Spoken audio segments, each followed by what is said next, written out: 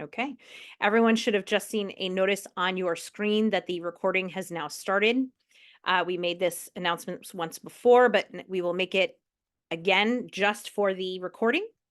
This meeting is being recorded. In case you don't know where you are at the monthly meeting of the Jeffries Point Neighborhood Association. This meeting will be hosted publicly on YouTube, but it is only available on our website at www.jeffriespoint.org. You are not required to be visible on screen. You may keep your camera off. You may change your name as it appears on the screen. It is not required that your name be visible for you to be eligible for voting or to participate in the meeting. You are welcome to submit questions through the chat so as to remain anonymous. It is not required that you be publicly searchable through this meeting to participate or be involved. We are grateful for you for joining us this evening and being a part of our community. We cover a lot of very important topics, and we are glad to have you here. My name is Margaret Farmer, and I am co-chair of the Jeffries Point Neighborhood Association. Unfortunately, Susan, who is our other co-chair, is not available this evening. So I will turn it over to Carolina and Josh to introduce themselves. Hey there, I'm Carolina Chorvath. I am the vice chair, and I'm going to be taking care of the chat today. Hey, I'm Josh. I am Josh Schmidt. I'm the secretary of the JPNA. I am taking notes and also doing the presentation slides. Go ahead, Margaret. Okay, thank you so much. We are going to start today with some announcements. The JPNA is proud to announce that we are once again hosting the East Boston Easter egg hunt. This is the second year in a row that it is moving down to Pierce Park. Last year, if you attended, you saw that it has reached a new and even greater size. We would like to thank John Tortullo, who is the person who founded the event. And we would also like to thank A7, Officer Sintolo and Officer Mosley are here this evening, and I think Officer Alvarez, I think I might have seen him a few minutes ago as well. They don't know it yet, but they're going to be stuffing a lot of eggs. One of their comrades, I only know her as Allison. I don't know Allison's last name, but one of the officers, Allison, is one of our main organizers of the event. And so she has ordered quite a few eggs and quite a few things to stuff them with. And she has told me the guys are going to help her out. So I hope I didn't ruin the surprise for the officers, but that is in their future. And so thank you very much. The Easter egg hunt is scheduled for Saturday, March 30th. It is 10 a.m. to 12 p.m. at Pierce Park. We will be joined by Knucklebones, the kids activity group out of Charlestown, as well as face painting, and we are looking for another kids activity to go as well. The egg activities, the hunt and the gather for the younger kids will be at 11 a.m. sharp. Again, that is 11 a.m. sharp. Please bring something to carry your own eggs. We do not provide baskets or holders. We are looking for more volunteers for the event. We're looking for people to help set up, help break down. We're also looking for people to be, I don't know what name to call these. I called them spies, and then people got really weirded out by it. But basically, we're looking for people to lurk out on the pier and like sit on a bench or like look like you're just like hanging out, and then a kid runs by and grabs an egg, and then you take an egg out of your pocket and put it down again and just keep sitting. So another kid runs by and grabs an egg to keep the hunt going for the older kids. So if you are someone who is like, I'd love to volunteer, but I'm not looking for something that involves like moving a table, that is fine. I have got something that would work great for you. So if you're interested, please let me know, as I am one of the organizers. We would like to give a special thank you to the East Boston Foundation, who is one of our main sponsors. We would also like to thank State Rep Adrian Modero, the East Boston Neighborhood Health Center, who are two of our other sponsors, who are helping make sure that we have enough eggs and enough activities for kids for this wonderful event. Also coming up, if you are looking for another volunteer activity, Love Your Block has been scheduled for Saturday, April 20th. Josh Smith, who is our wonderful board member, is going to be taking the lead on this event. And I'm going to give him a moment to to tell us a little bit more about it. Josh? Yeah, so this was just recently announced. It's going to occur on April 7th, April 20th, and April 29th. So lots of 27th. So there's lots of opportunities to get involved. There's different neighborhoods that are involved in all the different periods for April 20th. So we have a few cleanups across East Boston planned, but the one that we'll do is here at Brophy Park and at Porzio Park. So yeah, we pretty much pick up the equipment. I already put in the request form for 15 volunteers, but I can definitely update it for as many as we can. Looking forward to doing that. You know, we already have all of the daffodils planted as of 2 years ago, so really looking to clean up and get ready to plant some summer flowers to make, you know, us pretty for the entire non-winter season at Brophy Park. So if you're interested in volunteering, you can email the board directly. We can keep that updated and also make sure that you get a shirt at the event. So thank you. Thank you for the Okay. time. Thank you very much, Josh. We really appreciate you taking the lead on this and making sure that this great event happens. Boston Harbor Now is starting the process of hosting Eastie Week, which will occur in July of this year. We encourage you to get in touch with Boston Harbor Now if you would like to plan an event for Eastie Week. It is always a wonderful, it's called Eastie Week, but it's usually 2 weeks. Jeffries Point Neighborhood Association will, of course, be doing a movie again this year, and we're considering other events as well. We have, sorry, got a quick text for someone who's asking a question about the meeting. And at this moment, we actually, we have an announcement from Eastie Farm. We will load those slides and we will turn it over to Eastie Farm for a quick announcement. I saw the person from Eastie Farm here just a moment ago. Michael, that's you. Yes. Hello. Hi. Thank you. Hello, everyone. Thank you for having me. I appreciate it. As mentioned, we wanted to just join you today and let you know briefly about our CSA programming that we have currently ongoing. This year, we're working with over 40 small farms in Massachusetts, and we'll be including more of our own locally grown produce from our greenhouse and some of our other sites in East Boston in our shares. 1 second. I don't think I have access to. Oh, Josh has the slides that you sent us. So Yes. just tell Josh move forward and Okay.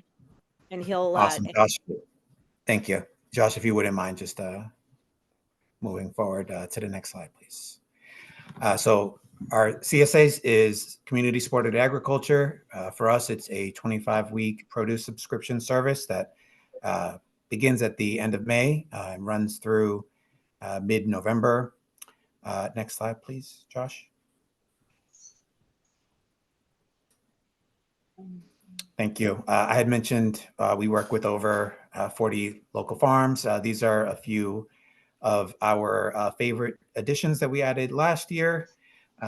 As you can see, they each provide a different assortment of locally sourced produce. That's one thing we are taking pride in this year is being able to increase our variety of produce. What's great about it is when you buy things that are locally grown and seasonal, you're essentially getting what the land has to offer. So we won't be having any oranges or any avocados in our shares because we're only supporting local farms. Next slide, please. So our typical CSA share this year will feature anywhere between 10 to 20 pounds of local produce, eggs, honeys, jams, and other locally sourced goodies.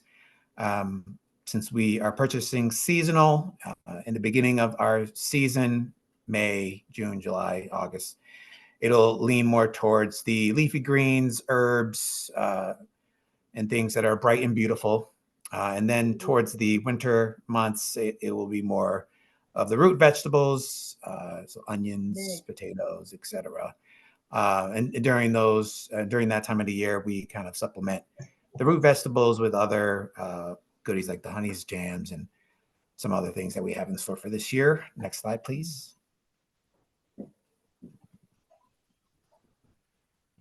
Thank you. New this year, we have created some special programming that will be just for our CSA customers at our greenhouse at 6 Chelsea Terrace. So we're going to be hosting some potlucks. We're going to be doing some cooking demonstrations where we'll have some of our farm partners join us and cook some of their favorite recipes using the produce in that week's share. We're also going to be planning potentially some farm trips. We'll see. I would love to get people out to one of the local farms and get their hands dirty and actually grow, help them harvest some of the food that they'll be getting in their CSA. So that's one perk that we're offering. Also, we know buying groceries at the local Shaw's or bodega can be stressful. You have to put together a list. You have to try to find the cheapest option that's also organic and healthy and nutritious. At Eastie Farm, we basically can do all that work for you. We can get you locally grown, healthy, nutritious, organic produce, save you the trip to the store, and provide you with some diversity of produce that maybe you've always been scared to try. If you wanted to try Romanesco but never, had the willpower to actually purchase it at the grocery store, we can get that for you and provide you with some recipes on how to cook it, as well as some produce guides to let you know a little bit more about the item. It's fresh produce. It's local produce. It's within 150 miles of East Boston. We're cutting back on the emissions that it typically would take to go from the farm directly to you. We're cutting back on the amount of plastics that are used to transport the produce directly to you. We use a locally sourced green-friendly CSA bag. So we're cutting back on that as well. Next slide, please. Also, let me know if I need to speed it up. Sorry if I'm taking too long. Some of the other benefits of purchasing CSA, besides cutting down on food mileage and cutting back on waste, is you're helping us with furthering our mission of alleviating food insecurity in East Boston and creating a more sustainable local agriculture system. And you're also providing financial stability to probably more than 40 small farms this year that, depending on weather conditions, don't have that sort of dependability in place from year to year. So you're helping us and you're helping small farms. Next slide, please.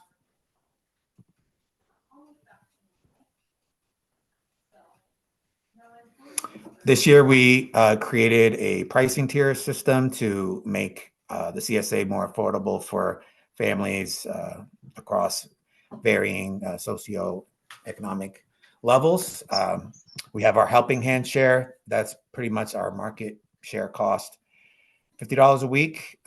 Portions of the proceeds of that share go towards our mission of providing more discounted and free CSA shares to those who can't afford the helping hand share. Below this, we have our early bird share. This is actually an outdated slide. Forgive me. The price point is actually $47 now because the special that we had going on expired March 1st. But essentially, it's the same thing as the helping hand, just a little bit cheaper, and it doesn't. Proceeds don't go towards providing discounted or free shares. Next slide, please. Great. Could you this is Speed it up? Yes. Okay, awesome. I'll fly through this. All right. Our shares are SNAP and HIP eligible. And we are also able to provide split shares for smaller families, 1 to 2 people. If you think 10 or to 20 pounds of food every week is too much, we can offer you a split share. Maybe you pick up shares bi-weekly, cut back on food waste and whatnot. And then we have the discounted leg up share, 2 different price points, $40 and $25. You pick which one is best for you. And then we have some limited free CSA shares for those who are in need. And that's pretty much it. Thank you. Okay, and how should people get in touch with you, Michael, if they're interested? Yeah, I'll drop my information in the chat, but you can email me directly, and I'll also share the FAQ page and our CSA store page as well, if you're interested in purchasing. Okay, and just a reminder, everybody, Eastie Farm was founded at 294 Sumner Street, which is here in Jeffries Point.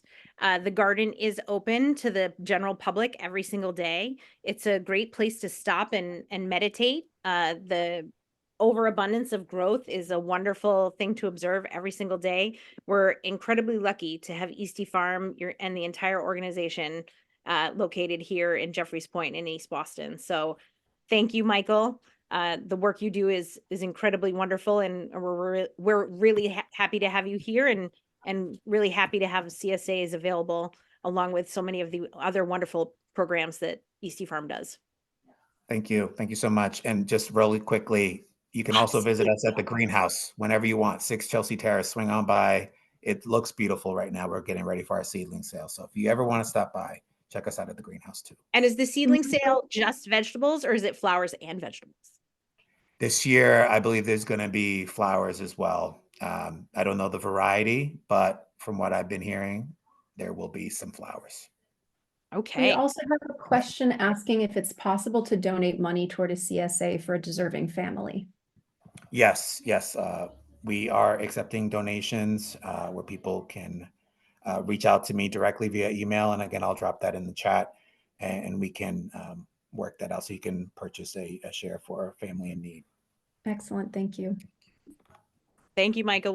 We are thrilled to have you here. Thank you so much. Thank you. Let me make this smaller really quick. I just want to make sure that we are all done with the announcements, which I think we are. And we will move on to, as soon as the slides go away, we will move on to Officer Sintolo and Officer Mosley, and we will move on to our police presentation. Thank you for joining us this evening, officers, and thank you for stuffing eggs. Sorry to ruin the surprise. You didn't ruin a surprise for me. Oh, okay. You knew it was coming. Okay, good. No, I didn't, but still didn't ruin my surprise. Good evening, all. Like I said, I'm Officer Mosley, and I'm joined by Sergeant Sintolo. I'm going to go through these things rather quickly, if I could here. On February 16th, there was a robbery that was at 17 Maverick Square. Officers responded that the victim was highly intoxicated, and he gave a description that he said that he was robbed by 2 black males who were wearing all black and appeared young with no facial hair. So that they fled in the direction of Sumner Street, but they took the victim's wallet along with what they contained his ID and approximately $300. The officers also did call for the EMS, which, for the Boston EMS to come in just to take a look at the gentleman to make sure that he was okay, so he would be evaluated and cleared through them. So February 15th, there was this right here was just a larceny, debit card larceny. I could sum this up really quick. There was a walk-in. It was actually a walk-in to the District 7. The victim stated that somebody had taken her. Well, she doesn't know whether she left it at the Exxon or somebody took it. But when I spoke to her, she believed that she had left it. She had possibly left her ATM debit card, and somebody had taken it. They actually went to CVS afterwards and purchased some items, and they also went to Wingstop and purchased some food from there. I can tell you this much, that's still under investigation because they had good video surveillance photos, and the detectives are currently investigating it right now. So I'm going to move on to February 19th. This is going to be an armed robbery arrest. This actually happened at 212 Maverick Street, and what happened was they had the officers responded for a radio call for an armed robbery. I'm sorry, for an armed robbery at 212 Maverick Street. Upon arrival, they spoke to the victim. He said that he got robbed at knife point. So what happened was the victim had gone to the ATM, and by doing so, it literally but he was being watched by somebody. So as he went home, he was heading towards his home on Cottage Street, right in the area of 170 Cottage Street. That he was approached from behind by an individual wearing a black face mask, black jacket, black undershirt, and black pants. So he says that he believed that the suspect was Colombian. He says, but the victim stated that because of the kind of mask that the suspect was wearing, he could only see the suspect's mouth and eyes. The victim stated that the suspect, who was later identified because he was arrested, told him that he had just seen him getting money from the Bank of America ATM.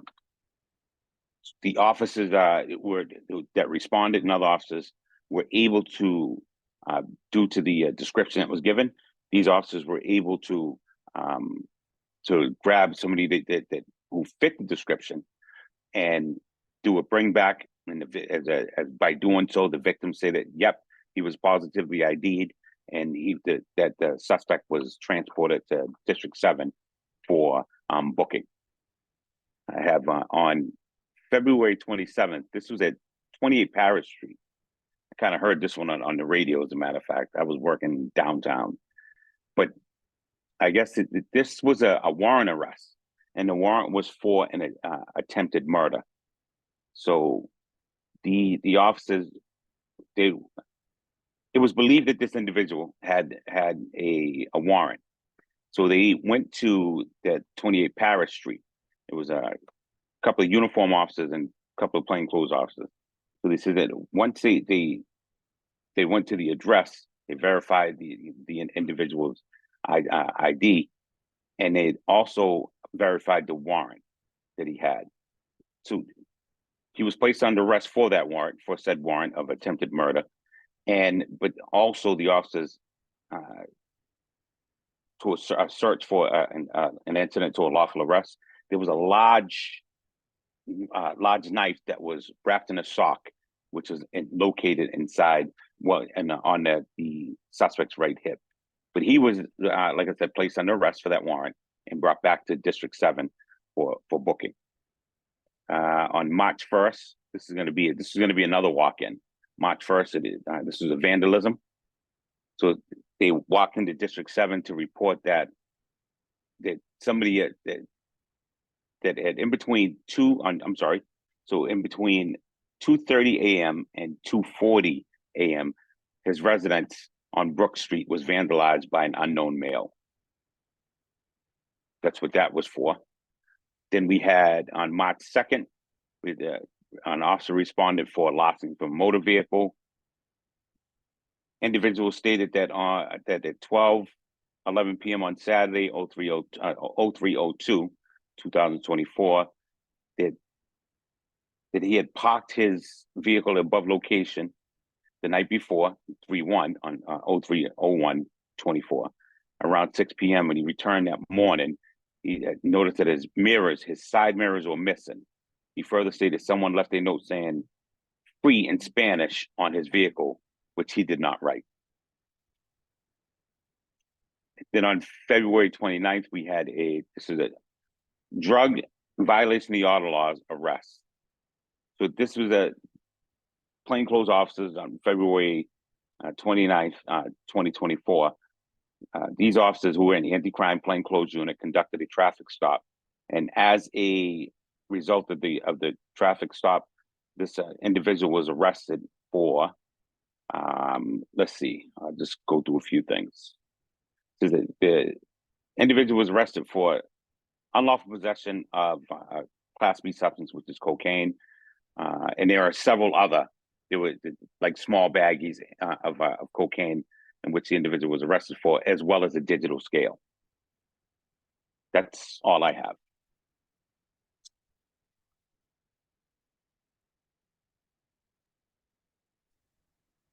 Do you know how much cocaine it was? So I can give you this I much. guess is it a felony? Is I guess what I say was a felony arrest.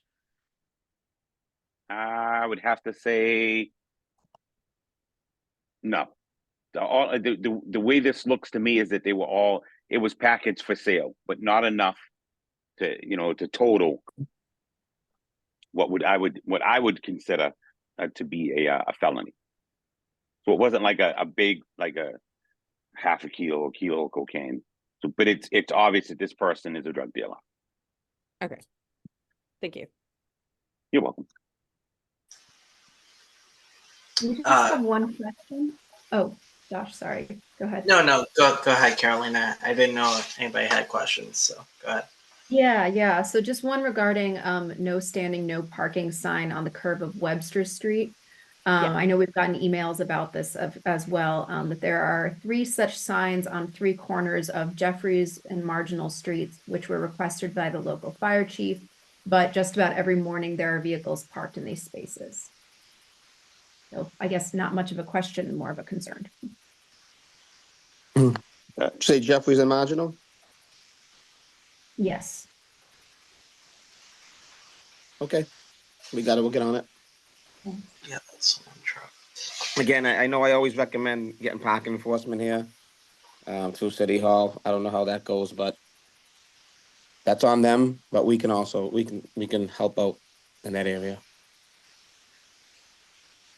And Perfect. I believe at the last meeting you recommended that if people are parked in that area, we should call 911, correct? Yep, that's how you. So that's the only way to get a police car. If you call the station, all they're gonna tell you is to call 911. 911 again is a misconception. It's only for real emergencies. It's for any time you need a police service. We have 4 cars dedicated to giving police services, whether it's a report, whether it's helping with a vehicle that needs to be removed. Then we have 2 other cars that respond to the big emergencies, fire, car accident, and all that stuff. So call if you need a car moved. Call 911, and don't call 311. We get it like 3 days later.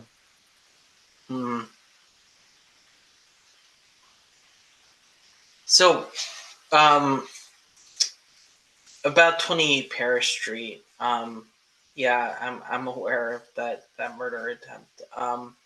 But do you know if there's any kind of like preventative? Obviously, the most amount of attention around that location is Mondays and Tuesdays. Is there any kind of like police actions that are planned around that to kind of like make sure that it's safe for those people who are kind of like waiting in line on? You talking about the food, The distribution? community kitchen. Yep. Mm-hmm. Yeah, we have somebody. We have a walking beat down there, Officer Thomas. He does a great job of he pops in every Tuesday, I know for sure, and he's always in that area. Yeah, so we do help them as much as we can, but we do always send somebody by on a Tuesday. Okay, good. Yeah, because Yep. that's when people are sitting down. Yeah, for sure. Yep. Okay, thank Yep. you. No, we got it. You're welcome. Also, I did want to express my condolences to both of you on behalf of the community. Thank you. I know that it hasn't been easy for you, losing a Conrad, especially someone so young. I can only imagine how difficult it's been for both of you. I don't know how close you were, and you were to him, but I am very sorry. And please know that several people have spoken to me, asking if I've heard how you're doing, how everybody's doing it down at A7, and what can we do? When people ask, like, what should we do? And I've just said you should send a note to the station. No, I appreciate that. No, this was a very difficult one. We are a very close knit station over here. We have to be. We're on an island by ourselves. Yeah. And something bad happens, the rest of our backup comes from across the tunnel. And sometimes that support will get there, but not in time. But we're talking about like even support with an incident like this. We didn't get much from the other side of the tunnel. We got some, but that means a lot. And it's good to know that, you guys are thinking of, especially our patrol officers downstairs, because, they feel alone. They feel, the way the world is today, and everybody dislikes the police, and it's really, really tough job these days. They're trying to do their best to keep it together. We're gonna keep an eye on them though. The senior guys, along with the supervisors, are really gotta, keep an eye on them. But thank you. Absolutely. And, if you do think of something that we can pass on to the community, sending some cards, some notes or something like Yeah. that, please do let us know. We're happy Yeah. to share that. I Just appreciate like, that, and I'll pass along the message to them. I'm here all day. I'll pass along the message. okay, Thank glad you. to hear. Absolutely. Well, hopefully you'll stick around and you'll hear what Manuela has to say, because I don't want to end on a sad note at the same time. Manuela has some announcements as well. So Manuela Villagomez, Excellent. Thank you. Who is the mayor's liaison. Hi everyone, happy Monday. Just want to wish everyone a happy early not Thanksgiving, oh my God, I'm Monday brain. St. Patrick's Day. It's a joyful season. I have a couple of quick announcements. Josh and Margaret did a great job of announcing Love Your Block, but that is a really lovely event for you guys to all get involved and really like get to know your neighbors in an active participatory environment, but also just beautify your neighborhood and make it even better. So this is an initiative where the city provides equipment and the trash pickup so that folks can clean up their neighborhood and pick up litter. Highly, again, encourage you to get involved, and please reach out if you have any questions regarding that. I also want to let you all know that we have free rain barrels. There's like a lottery that goes out. So if you would like to have a free rain barrel, just if you go to Boston Green Infrastructure, you can find them and enter the lottery. The lottery closes in about 20 days, March 31st. So you have until then. They really want to see more people from East Boston take advantage of this. I think right now the neighborhood that has the most people registered and has received the most rain barrels is Dorchester. So we have a lot of competition and would really love to see some folks here receive this free resource. It can help you water your plants, etc. And just is a really great way of being a little bit more sustainable with water. And then I also wanted to announce that we have free tax services. I know tax season is upon us, and if you're anything like me, you are eager to not have to do them yourself. So we have free tax services. You do have to qualify and be eligible for them. But again, if you go on the city's website and just in the search bar, type in tax help, you'll be able to see the different services and where they provide them. And I can also maybe send it to Carolina and she can maybe send it off into the chat for everyone else to see the message. And last but certainly not least, we have I got a last minute email from someone at the Boston Home Center that is doing a panelist conversation about the resources that you could need if you're planning on buying a home. So I don't know if there are any renters here, but if there are and you're hoping to buy a condo, a home, etc., they do have a whole city department. It's called the Boston Home Center that is dedicated to help you achieve your dream of buying a home. So the conversation's at 6 p.m. this March 14th, so in 3 days.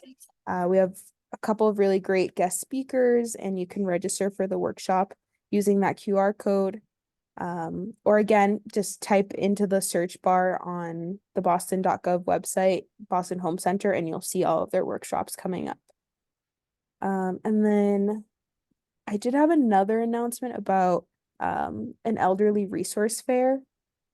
I need to double check the date, but I'll get back and type that in for Carolina. And my last announcement is that we have the mayor's safety advisor is crafting a summer safety plan. We had the first meeting a couple weeks ago, and the second meeting is where they're going to present the plan, the initial plan that they have, and receive feedback from the neighborhood about how we feel about the safety plan.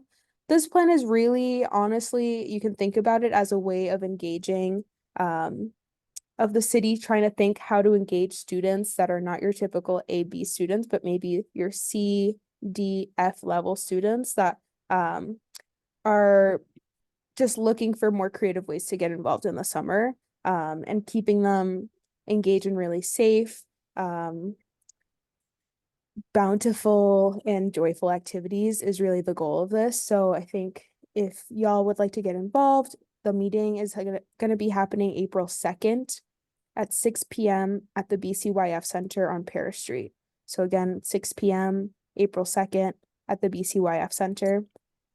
It's a really great way, again, to get to know the folks that are advising the mayor on community safety if you have any concerns.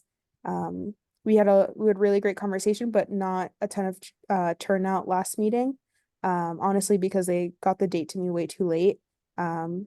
But hoping that we get more folks involved so that we can, I bet we all have really great ideas about what we could do with young people and how to engage them productively. So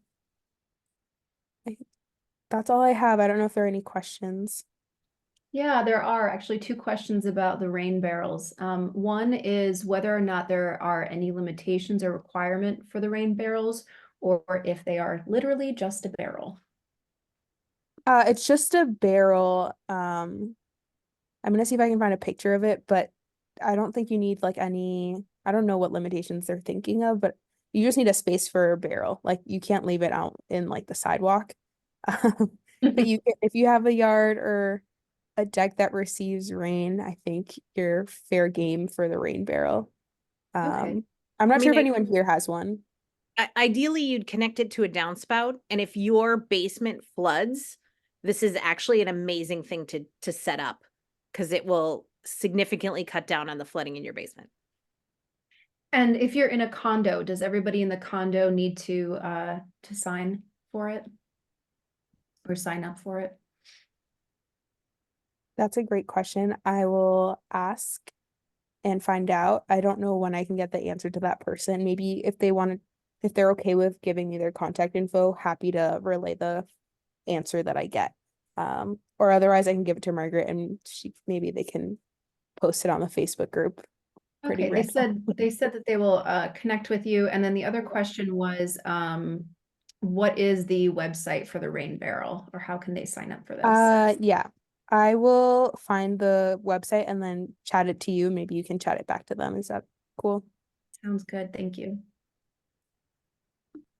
Yeah, I was gonna say, if you send them over one by one, we will share them through the chat during the meeting. And then also if you send them to the board email address, I did see that the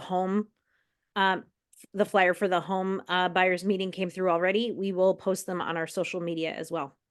Those are some great opportunities. So thank you very much, Manuela. We're glad to have you here this evening, and thank you for sharing those. Of course. Thank you. Bye. Thank you. Bad news. Everyone's going to be stuck listening to me for about the next minute or two. If you happen to notice at the beginning of this meeting, there were 4 of us, not 5. If you were at a previous meeting a few months ago, you heard the announcements that Andrew Pike, who happens to be here this evening, I noticed, recently stepped down. Normally the Jeffries Point Neighborhood Association is a board of 5. We are announcing again this evening that nominations are open for a board position. What happens is that nominations are open. Someone can either nominate themselves or be nominated by someone else in just a minute. That then kicks off an election. Everyone who is nominated has an opportunity to address the group. The election voting is done through email. We do have a development project this evening, so the ballot would be included through the email that will come out Wednesday, which then closes on Friday. You then get voted onto the board. The board then meets and chooses positions. So you are being elected onto the board. You are not necessarily being elected onto a particular position. Andrew happened to be the treasurer. If that is the position you're interested in, that is great. If you are thinking to yourself, hey, I'd be really interested to being on the board, the thought of being the treasurer fills me with existential dread. There is no possible way I would do that. Don't let that turn you off. Get onto the board and say to the board members, hey, not willing to do that. It fills me with existential dread. We need to figure something else out. And we will, as a board, will have a discussion and change positions. That is something that can be worked out.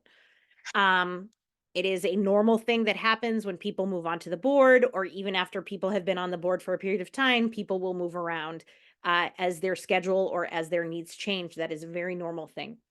So what I will say is that we will open nominations. We will leave nominations open for approximately a minute. If multiple people are nominated, they will be asked to speak. In order to be eligible you must live inside the boundaries of the Jeffries Point Neighborhood Association. So you will get to listen to me hum the Jeopardy theme song through at least once, possibly twice. You may either unmute yourself or put the name into the chat as you so desire. Well, before you go too much into Jeopardy, Go ahead, John. I nominate Jordan Frias for board for a position on the board. Excellent. Okay. We'll give it another minute in case anybody else would like to nominate themselves or nominate someone else.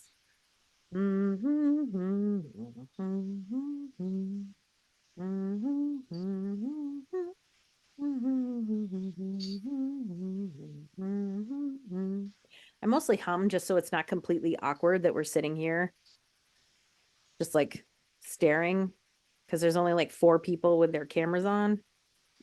So dun dun dun dun dun dun dun dun dun dun. Okay, Jordan, thank you for joining us this evening. Would you like to tell us a little bit about yourself for no less than 1 minute and no more than 3? Thank you, everyone. Nice to see you all. Thank you, Josh, for the nomination. So I've been living here since 2015.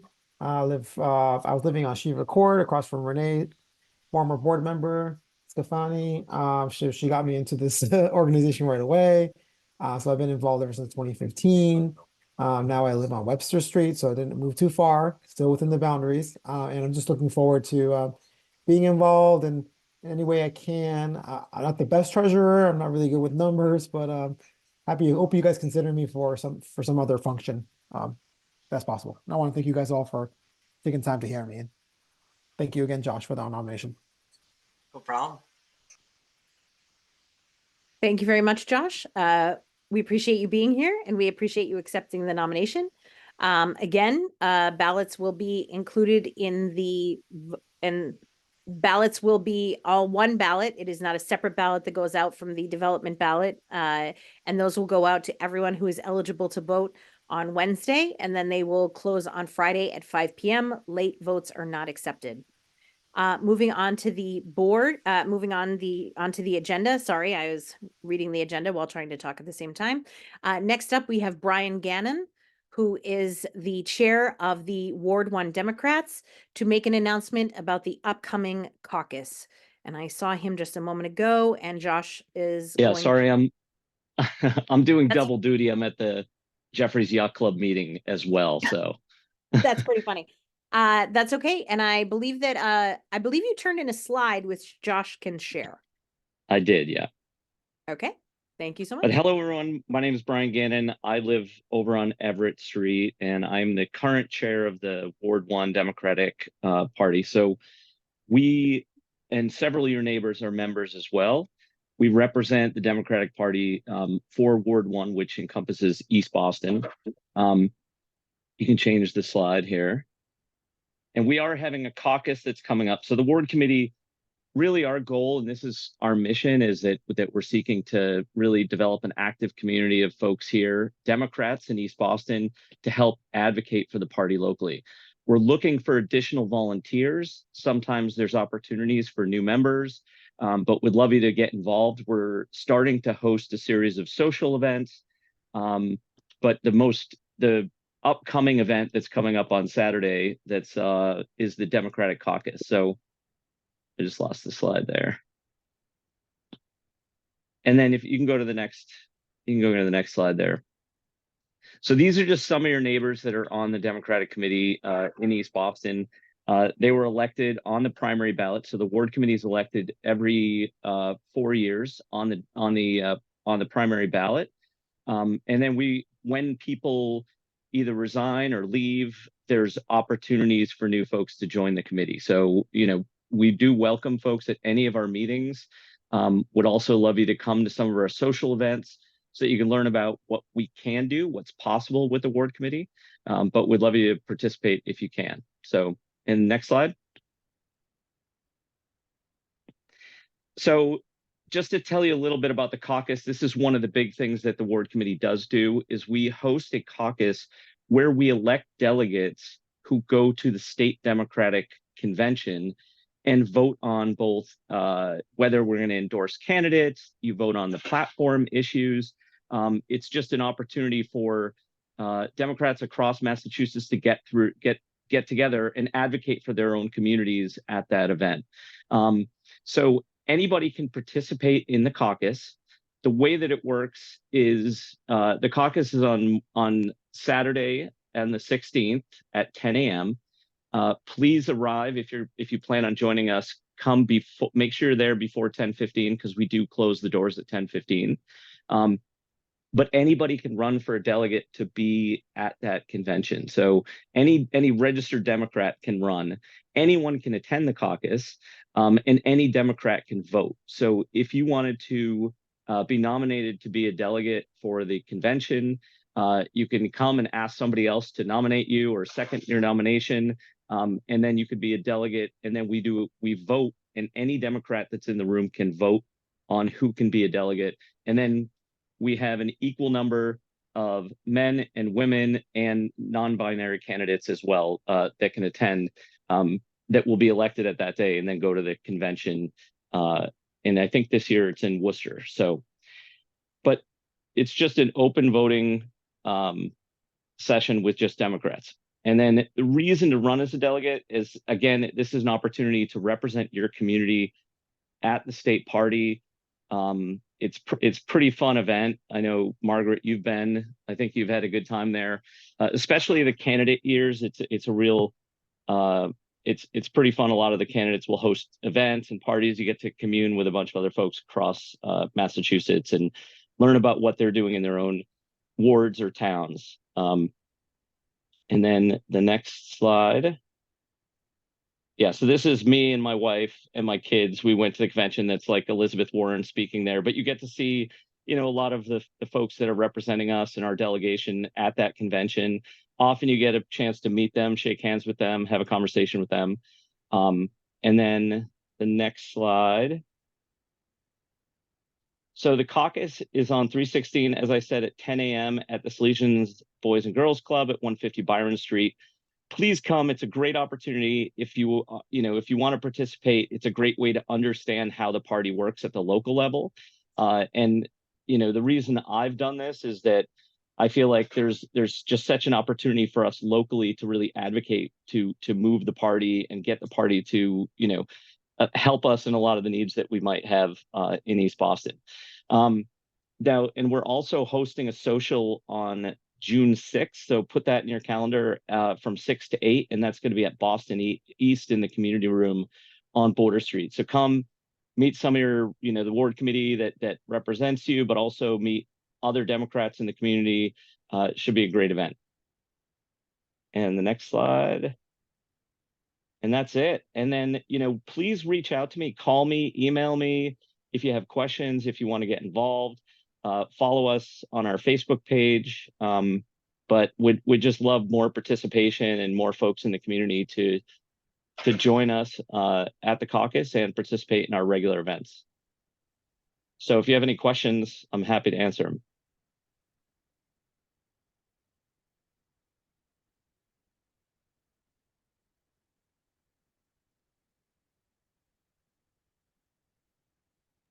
No questions.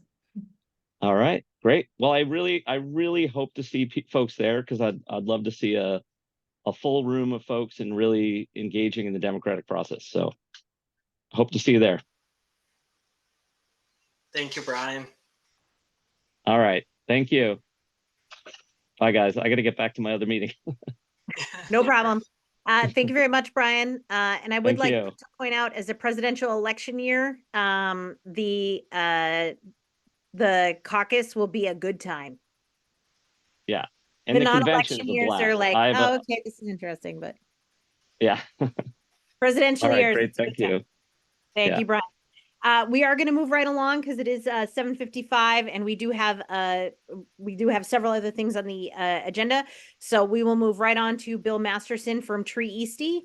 And Bill, I'm going to warn you, we're going to keep you to 15 minutes, including questions, pretty hard.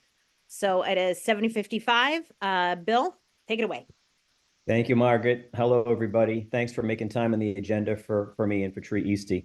So for those of you who don't know who Tree Eastie is, we're a volunteer-driven nonprofit organization in East Boston focused on improving the tree canopy, which is the lowest in the city.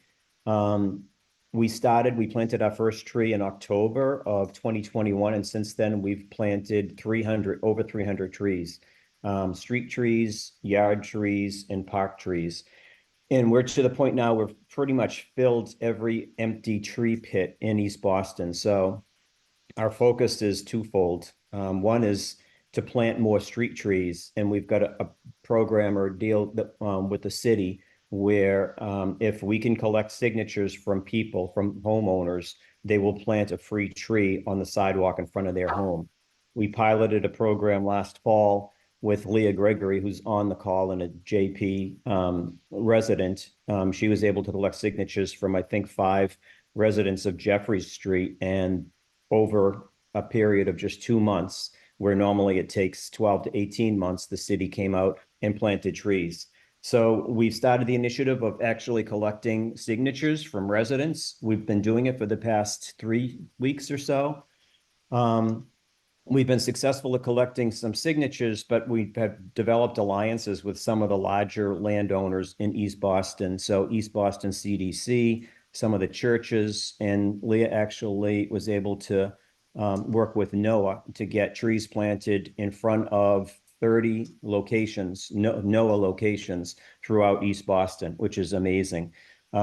East Boston Neighborhood Health Center is actually on board as well. So I sent a list out to the city last week of 30 locations. I'll send another list next week with an additional 70 locations. So there's 100 new trees that'll be planted in 2024 by the city. If you're interested in having a tree planted in front of your home, all you need to do is get in touch with us at treeeastie at Gmail or on our website, or within the next week, we'll put announcements on the Facebook pages. So you'll see an announcement on the JPNA Facebook page, which will direct you to what you need to do in order to be able to get a street tree planted, which is awesome. We've got a great group of volunteers, 100% volunteer-driven organization. We have a lot of volunteers that are in Jeffries Point, so you guys are pretty well represented with the Tree Eastie organization. The other thing that we're going to be doing is we're going to be planting yard trees. So we've received funding to be able to plant trees in people's yards. Tree Eastie will be doing the planting. It actually comes from, the money's coming from the federal government. Again, we'll be putting an announcement out on the Facebook page as to how you get a free tree. These will be good 6 to 8 foot trees, and you'll have a say in what type of tree will be planted in your yard. Obviously, you can't put a maple tree in a yard that's limited in space, so we'll plant a flowering dogwood or a crabapple. So stay tuned to the Facebook page and you get more information on that. We have a fruit tree pruning clinic that's taking place at the Rockies. You might know that Tree Eastie and Eastie Farm have planted fruit trees, apple, pear, cherry trees in the Rockies. And on the 23rd, again, we'll put an announcement on the Facebook page from 10 to 12.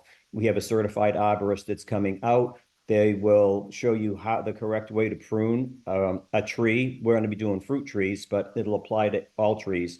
And then we provide loppers to the volunteers, and we actually will be pruning those trees on that slope in the Rockies, which would be pretty cool. All of the produce that we get goes to Eastie Farm and back out through to the community. The apple, pear, and peach trees are only a couple, 3 years old, so we haven't got a big harvest in the past year. Last year we didn't. We'll expect to see a lot more this year. So we also collected over 100 pounds of cherries from those trees that are in the Rockies. So that's pretty cool. Let's see. And the last thing that I have to mention is that I met with a couple of JPNA residents last week. Brophy Park lost a lot of trees during a windstorm last year. And so we're working with the city to get trees planted, probably at least 5, if not 6 trees planted in Brophy, to be able to primarily replace the ones that you lost in the windstorm. So that's everything I think that I had to say. I'm happy to answer any questions that you might have. Yeah, just one quick question. Once trees are planted, what is the biggest impediment to them maturing, if there is one? Yeah, it's watering. I mean, it really, especially when trees are planted for the first 2 years, they need 20 gallons a week. That's why they have those water bags on them. So you may have seen too, from the new trees that are planted, there's a hang tag to adopt a tree. So we'll hang a tag on any tree that we plant, and we try to hang them on the city trees as well. So if a resident has a new tree in front of their house, they can sign up to water it. And it just helps to ensure that it's going to survive. So, Okay, thank but you. we're always looking for feedback, input, volunteers. Go to the website, or Tree Eastie at Gmail. Like I said, we've got, I can see at least 3 volunteers that are on the call here tonight. We've got a grants team. We've got a social media team. We're collecting signatures. So always looking for the people to help out to be able to cool the streets. Thank you. Thank you, Bill. And I just wanted to say a special thank you about the trees in Brophy Park. We actually called the Parks Department to ask some questions about getting new trees there and weren't able to get an answer. So I'm really excited to hear that you're on it. So that's really exciting to hear that it's already going to be happening, because you are correct. One incredibly old mature tree in particular split and then fell down. So when that tree went down, I think a bunch of people suddenly realized, oh, wait, we've lost a lot of tree cover in Brophy Park. So really excited to hear that's coming. Thank you. You're welcome. Absolutely. So next we have Matthew Warfield, who is with the City of Boston, who's going to talk about EV charging stations. Matthew, I am sorry, we are running a little late, so I'm going to have to limit you to 10 minutes. Sure, no problem. I can do that. Okay. I do not know if Josh was able to load all of your slides. So we normally ask for slides on the Friday before a meeting, and unfortunately we got one thing from Matt's office, but the rest of the slides we got tonight. So I do not know if Josh was able to get them. Yeah, I think I have them. I just gotta pull it up. Yep. Okay. But Yeah, if you want to share the ones you got on Friday, they're probably the same thing. I just wasn't aware. Emma sent you some. Okay, here we go. Yep. Glad to have you with me. Thank you. Here. Lot of slides today. Yep. Okay, of course it's doing this to me. It's because we're waiting. Well, I get started. So anyway, so I'm Matt Warfield. I work in the transportation department in the policy and planning division. I lead our new mobility team. One of the things we do among a lot of stuff is that we work on our public access EV charging. This is just a flyer; it doesn't show anything. But we have so essentially we're okay. Got it. Awesome. Yeah, so we are right now increasing access to EV charging throughout the city. We have a lot of stations installed in municipal parking lots, including some in East Boston. And our next step that we're going towards is putting in stations at curbside locations. If you can go to the next slide. So as part of a demonstration program, we're putting in 120 curbside ports, so level 2 ports at 30 locations throughout the city. and 3 of these happen to be in East Boston. So that's going to be 12 level 2 ports coming to East Boston. We're in the design engineering phase. This is the first phase of installations. And we do have a request a link on our website, Recharge Boston, where you can go in and suggest locations for future stations. Next slide. So you ask, why are we doing this? So basically, the demand for EV charging is growing. Most folks charge their vehicles at home, but a lot of folks in Boston don't have private parking, so they rely upon on-street parking. And we feel that everyone, has the right to own an electric vehicle. Not having access to EV charging shouldn't be a barrier to owning vehicles. It also works towards our goal of every household being within a 5-minute walk of a publicly accessible EV charging station. And it works towards our goal of being carbon neutral by 2050, which is a citywide goal. Next slide. So looks like the map's not showing up, but essentially, there he is. Okay. So essentially, the purple here shows the existing walk shed within 5 minutes of public charging, and the green areas are where we're adding the stations. So you can see in East Boston there where the stations are being added and how it's expanding the access. And then I'll show you where the actual locations are going to be. You can go to the next slide. So this location is not within the Jeffries Point neighborhood, but it's over at 6274 Prescott Street, adjacent to the school there, sort of near Day Square. And so this will be 4 level 2 charging ports. Currently, the regulation is 2-hour parking, 8 to 6, and the new regulation will be reserved for EV charging, 4-hour limit. If you can go to the next slide. This one is also up in Eagle Square. And so this is on Prescott Street, not far from the park over there. Again, same situation, 4 ports. You can go to the last slide or the next slide, sorry. And so this one I think is a little bit within your footprint or just outside. This is on Orleans Street, so right there by the gumball factory. Again, just 4 ports planned there. If you can go to the next slide. And so what we're installing is dual port flow stations, and they're 19.2 kilowatt. So if anyone's familiar with EV charging, level 2s typically tend to be around 7 kilowatts. And so these are on the faster end of the spectrum of level 2 stations. And so it will allow for a quicker charge than typical level 2s. And then we can go to our last slide here. So one thing that's exciting about this is that we were able to procure local services for these. And so this organization, Better Together Brain Trust, is based out of Nubian Square. It's a conglomerate of different smaller organizations. And so they'll be the ones that'll be doing the installation of these stations, as well as our local partner for maintenance and operations. And so one of the biggest things that's important about one of the biggest important things about this is that these stay maintained, operating, are well kept, and so that's why we're excited to have a local partner. But I'm happy to answer any questions. These are some of our private partners that we're going to be working with, that you can go to our website and find out more information about. But today, mostly just talking about those 3 locations that are in East Boston. Yeah, so only one question. Out of 120 stations for the entire city, how did Eastie get? It says only 4, but it seems like only 3. What was the criteria? Yeah, so we did a pretty big mapping analysis. We hired a consultant that did like a GIS mapping analysis of the whole city that looked at everything from physical space to parking regulations to existing trees and parking meters and things like that. Also sidewalk widths, and then also looking at current walk sheds, so where there were gaps between stations. In East Boston, other than the airport, there really weren't that many EV charging stations located in East Boston.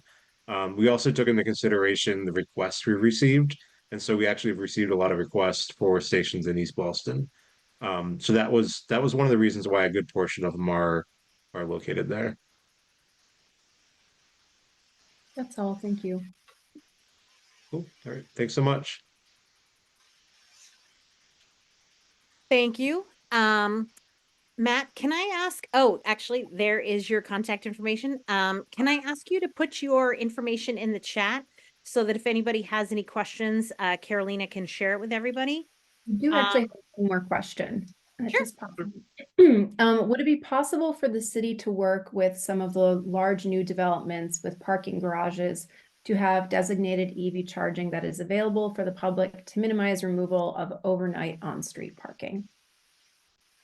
Yeah, so we do have a requirement, and as part of the Article 80 review process, that large projects 50,000 square feet and above have to install 25% of their parking spaces with EV charging, and then the rest needs to be EV ready, meaning that the conduit needs to be there in the future to run the wires.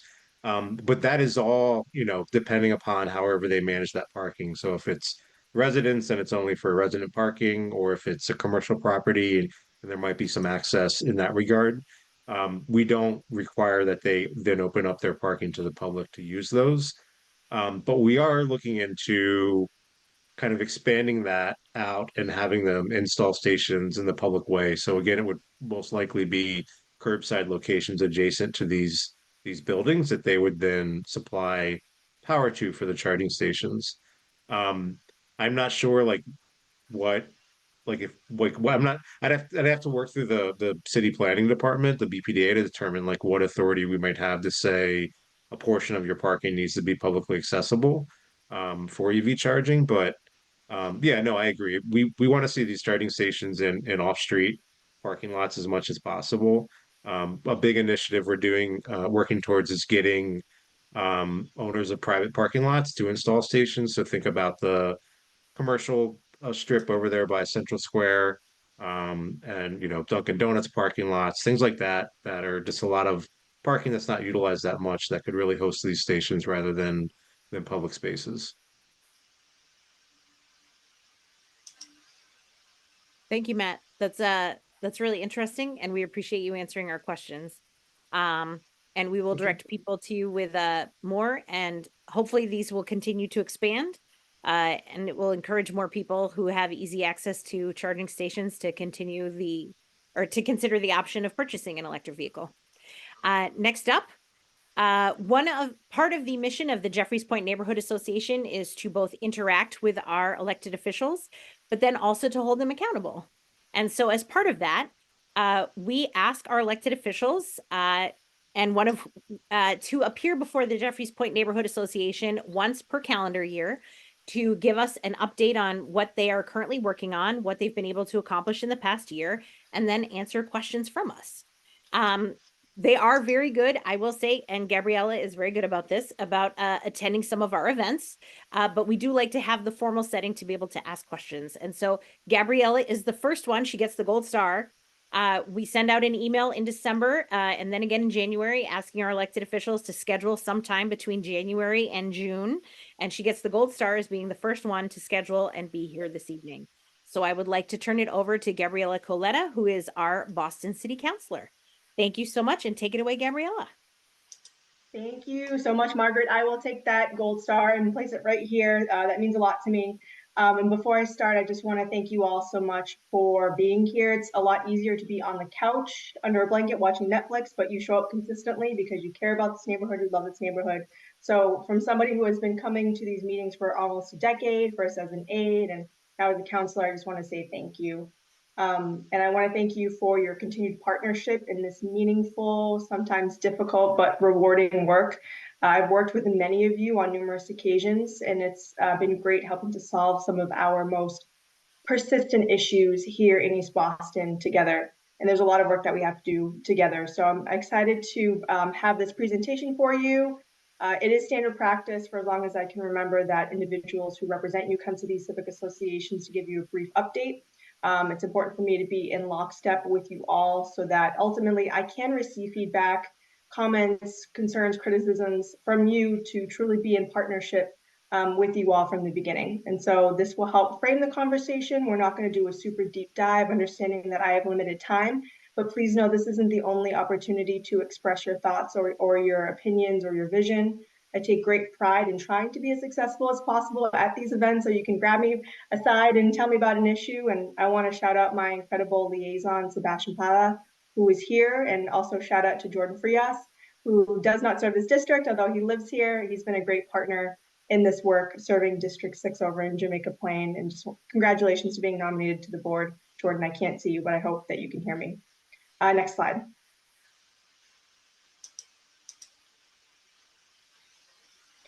So I will do a quick recap, but I wanted to just highlight our annual report. We published this in December of last year, just before Christmas. We discussed budget and policy wins, constituent services, community initiatives, and what we're looking to work on this year. And it's about 6 pages long. And so usually we would bring printed copies, although on the next slide, you can take a screenshot of it with your phone, and it brings you to the Spanish version, as well as a version in English. And I'll wait for that slide. I think it is the next one. Perfect. I'll give that a second. And then it's also available on our social media pages. And Sebastian, actually, if you can copy and paste into the chat, folks can just access it pretty easy. Thank you so much. I think we can go to the next slide.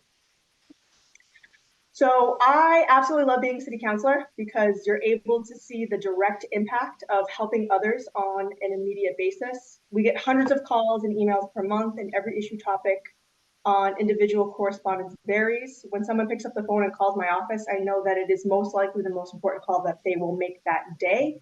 And it could range from anything from litter to paving a road to helping somebody receive legal help because they are going through the worst time of their life and suffering from an issue with their landlord and need help during an eviction. And so I love the nuts and bolts. I love making the city machine run better, if you will. And what I heard from folks, and it certainly has impacted and influenced my priorities in the budget process this year and last year, and I'll get to that in a second. But overall, just general infrastructure of our streets and sidewalks.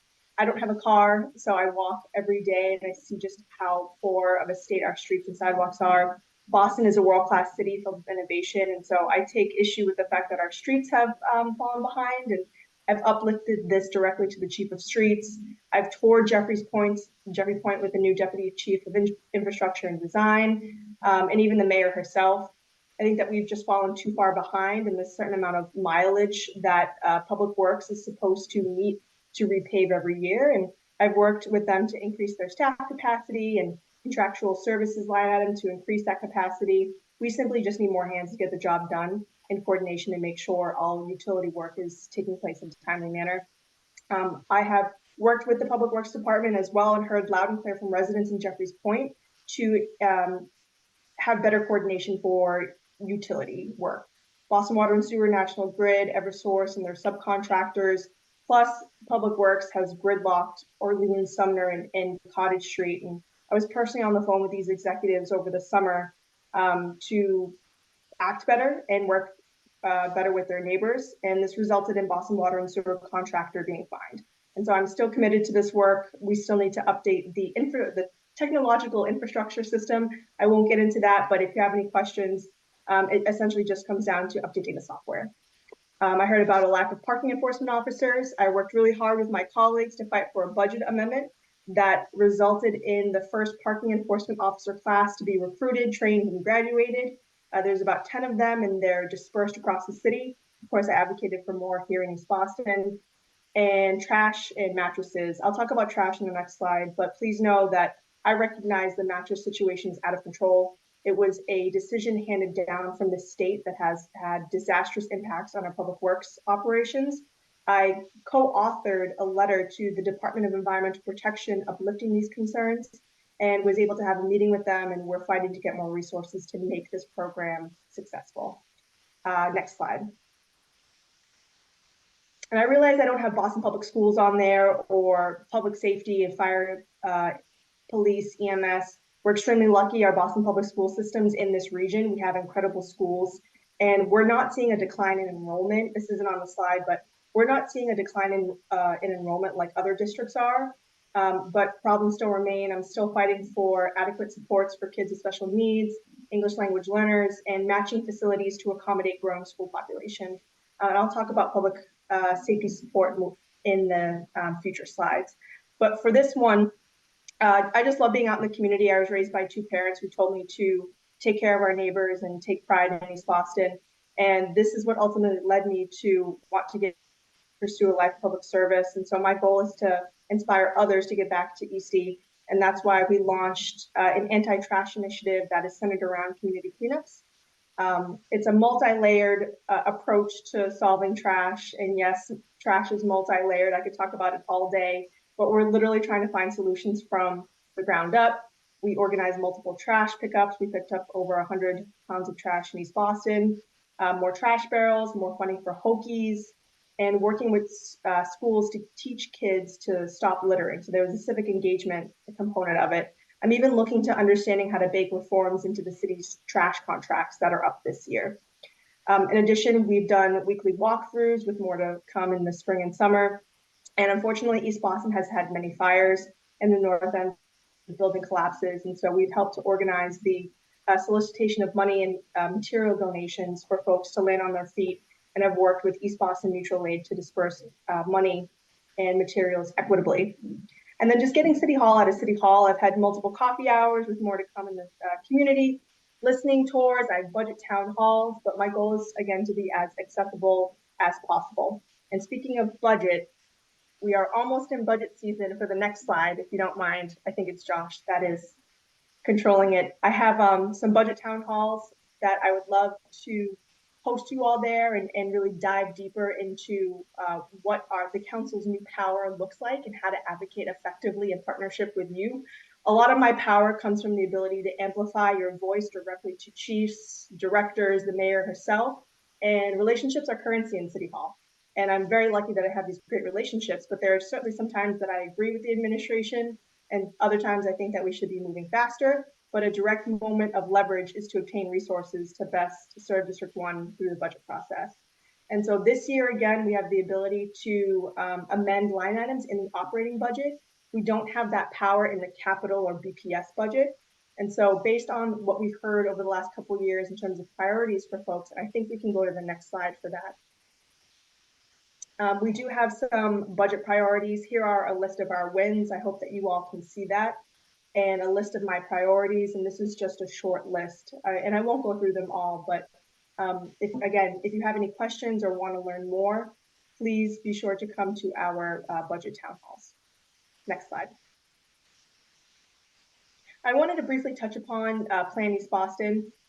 So I know that a lot of you have sat through these meetings for a while now, and you know that our zoning was archaic and was being taken advantage of in a modern world. This was what allowed developers to come in and seek variances and propose 10-unit buildings where there were single family or two family zoning. And so we sought to correct this through Plan East Boston, which changes the status quo from giving a blank check to mandating a ceiling. We asked for predictability, consistency, and for the community to define what East Boston should look like for future generations. When the plan first came out, there were a lot of concerns. The Eastie delegation heeded those concerns, and we uplifted them to the mayor and the BPDA. And ultimately, we got a lot of concessions and major wins that I just want to highlight. Through housing, we pushed for zoning consistent with neighborhood character. We protected the Mary Ellen Welsh Greenway from irresponsible height and density levels. We secured a defined ceiling that developers can't take advantage of no matter what zone they're in. And then it also acknowledges that Eastie needs to grow a little bit, but we should also make it easier for amenities that are useful to the neighborhood, like hardware stores, grocery stores, other small businesses to enliven our community. And this actually makes it easier for them to be built by taking away conditional use. In terms of transportation, we acknowledge that pedestrian and driver safety issues are prevalent all across East Boston. We pushed back on a one-size-fits-all zoning diet and really advocated for more creativity around the built environment when it comes to signage, bump outs, flashing lights, and additional signaling. Next slide, please. And then something that I fought extremely hard for was securing a neighborhood needs analysis. So this reviews all aspects of the community, takes into consideration our projected growth because we are growing as a neighborhood. We have 10,000 units in Suffolk coming down the pike, and figuring out how city services are matching up. Do we have enough resources for trash collection? Boston water and sewer capacity? Do we have enough streets? Do we have enough ambulances to accommodate this growth? And this was something that Charlestown got as part of their master plan that other neighborhoods are fighting for, but I was able to secure it from the BPDA for public safety in particular, just given our geographic considerations. And so now we'll be able to understand how EMS, fire, and police coverage will meet the growing needs of our community. I think, how am I doing on time? I feel like I've gone over. I apologize. You're cutting it really close. We'd really like you to take a couple minutes of questions. So Of if you could wrap up this part of it so we could take a few questions, that would be great. Okay, great. So I will move quickly through this, just switching gears to the legislative side. In addition to the nuts and bolts of Mountain Community, I'm very proud to have been tapped to lead the both Government Operations and Environmental Justice Committee. These are both new levers that I can utilize to shape better policy outcomes for our district and our city, especially for government operations. I am now the lead negotiator for any piece of legislation that the mayor or my colleagues present. I lead all of the ironing of the details, and I decide what gets to be put up for a vote or not. This includes an ordinance that was just put forth by the mayor establishing a planning department. We're negotiating that right now, and I look forward to establishing that as a core function within city government. And then also as chair of environmental justice, understanding that our district is just uniquely vulnerable and will be hit first and worst because of coastal flooding and climate change. I've been the leading voice on the council on this, but giving credit where credit is due, Mayor Wu and her administration are moving quickly to move past assessment, so understanding where the vulnerabilities are, and into implementation. But the problem is that we need better coordination and more resources. And so I've been leading the charge to try to get a chief resilience officer like they do in Hoboken, New Jersey, to really convene everybody and identify funding sources to fortify our coastline to be able to meet the sea and protect our residents. And then last slide, I believe, are my top priorities for this year. I won't go into all of them, but I do just want to quickly call out that, and you might have seen it in the news, but thanks to partnership and working with Chief of Environment, Mariama White-Hammond, the city just acquired a cold storage warehouse that was formerly owned by Amazon. This type of space never is on the market, and it will now be utilized as a food hub for food access organizations and soup kitchens and nonprofits. This is going to change the game. The main issue with lack of access to food is that some of these churches and nonprofits don't have storage to hold the food, and so they rely on delivery trucks. But now these organizations can go to a food hub the same way that they do Milan, Italy. And so that's a huge transformative investment that I was proud to have worked on with Councilor Arroyo when he was on the council last year and see it come to fruition. So just wanted to call that out, but happy to answer any questions on anything that's listed here. And I now will stop talking. Thank you so much for listening, and I look forward to your questions. Thank you. Just one question. How can we be notified about the hearing where Plan East Boston will be formally presented? Yep, so my understanding is that Plan East Boston will be formally presented now to the Zoning Commission. So it's already been approved by the Boston Planning and Development Agency that acts as the planning board and planning commission of the city. And now the actual zoning, so the regulations are going up in the March meeting. I could have that wrong, but the last that I had heard, it was going up in the March meeting. And if it's okay, I will find it on boston.gov. But if you just Google zoning commission meeting agenda, it should come up. But I'm happy to find the exact date for you all. That's all in terms of questions. Thank you. Okay, I'm always here. I'll put my contact information in the chat. Are you sure there isn't another one that just came through? You know what? Sorry, it literally just came through. Can you please update us on the progress for getting disposable for sharps here in East Boston? That is a great question, and I'm pretty sure I know who this came from. I had an alerted... I mean, I emailed you and told you I was going to ask, so you know. No, I know. Thank you, Margaret. We had a meeting with the director of the Office of Recovery Services who had discussed something about funding, and it really has, it's been a while, and so I'm happy to check back in. But I mean, I have to say that the East Boston Neighborhood Health Center has done an incredible job. The Sharps team is always out there, so if you see a Sharp on the ground, somebody will go out there and pick it up pretty quickly. But I do think that East Boston is does not have the same resources in terms of a drop-off that other Boston centralized neighborhoods have. So I'll continue to advocate that. And thank you so much for your advocacy, Margaret. to get this to be a reality. Yeah, my concern is just that like people tend to throw them in the trash and Right. then it winds up in a landfill and then like then it's affecting groundwater and it becomes like it becomes a much bigger issue. And as the police mentioned earlier, we're an island.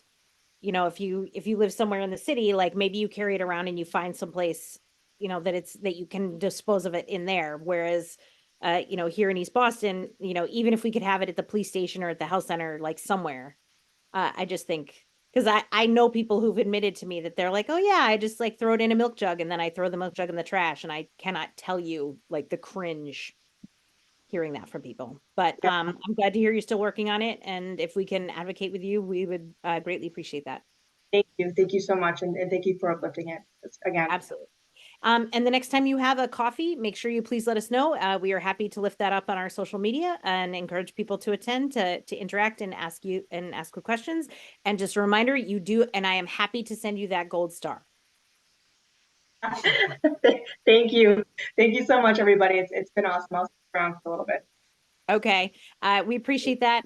I would like to we are going to go on to 112. I would like to take a quick minute to apologize to everyone. I know we are running late. I know that please know that we work very hard to keep to the 8:30 stop time. We do understand that this is over our limit. We try, it's 7 to 8:30 is what we say the meeting's going to be. And I do apologize that we are running late. It is not our intention to do that. You heard me several times tonight say you have 10 minutes. We're going to hold you to that. So I do apologize. Josh, if you could load the 112 Marginal Street. I will tell Jeff right now that normally you would get 20 minutes. You're not going to get 20 minutes tonight. We're going to hold you to about like 12 to 15. This is your third presentation, so I'm going to ask you to kind of go a little bit faster, but we will try to answer questions for people. This is the third presentation for 112 Marginal Street. The proposal is to add additional living space through a rear addition. This would enable a change of occupancy from a 1-family to a 3-family. In addition, it would erect a roof deck and the rear addition onto an existing building. The developer is Jeff Drago and a Tom Falcucci. I may or may not have said that correctly. This is represented this evening by attorney Jeff Drago. Jeff, take it away. Thank you, Margaret. Josh, we did send an updated presentation. There was a slide missing today. I'm not sure if you got that. If not, I'll just keep going. This is the version that's okay. 311, so hopefully it is. Okay, great. Thank you. Again, Jeff Drago with Drago and Toscano, one of the co-owners of 112 Marginal Street. With me, I have the developer, Tom Falcucci, co-owner on the project. Thank you. We've owned this property for the better part of about a year. The architect who could not be here tonight, he had a family commitment, is Eric Zackerson, who most of you know. My office is handling the zoning and permitting work. Next slide, please. And so, as Margaret had mentioned, this property has been used as assessed, and all of the long form applications show it as a 2, and in the past it was even a 3. It just did not have, and this is common in East Boston and other parts of the city, for some reason there was no certificate of occupancy on record. So they gave it a designation as a 1, knowing that we were going to go to the zoning board. And so we are trying to change the occupancy to a 3 unit, which is very common in this area. As most of you know, building to the right of us, to the left of us, to the left of beyond that are all 3 unit buildings. I'll show you on the slide as we get a little further. There's a number of 4-story multifamily residential as well. We felt this was a very reasonable proposal eventually to turn these into condominium units over time. This, I know we talked a little bit about through Councilor Coletta. I'm glad she brought it up about Plan East Boston. This particular section of Marginal Street is actually changing to an EBR4 under the new planning code. That would designate 4 stories, 4-unit potential with a height of up to 50 feet under the new code allowable. Again, that's not a point that our project is having, but we did make a number of modifications based on that, and to reduce it, even though knowing that code is coming down and changing, to appease neighbors and the zoning subcommittee that we met with. We're also proposing, because these units are very small, to have a rear addition. Many of the buildings, I'll show you in the slide, go back further than ours is now. So it is common to have a rear addition, and it makes these have a little bit more habitable space. The first floor right now is 670 square feet, and then the upper levels of 480 and 470, which don't even meet the criteria for a one bedroom under the code. But to go over what we did change, so as Margaret had mentioned, this is our third presentation. We did hear from both members of the Jeffries Point Neighborhood Association, as well as neighbors, did not want to see a four-story building on this site. So we took that information back. Our prior proposal had a rear addition plus a fourth story and a fourth unit. There were parking concerns, there was height concerns and density. So we removed that fourth floor addition. We reduced our unit count from 4 to 3, which is exactly what all of our neighbors have. And we also rearranged our rear windows in the back to create privacy. This was based on our abutters' concerns. And then we also changed the design of the building as well. Next slide, please. This slide just shows composition of the area, and all of the ones we have labeled are all four-story buildings. In our particular area, there is a four-story, 2 down from us, a new building that was passed by Jeffries Point, even though it is a 3-unit proposal, and there's 3s on either side with additions in the back and to the right. My point is that this composition of a 3-story and 3 units exactly in line with this immediate area, and what all the surrounding buildings have, and many of them have much more higher density and unit count. Next slide, please.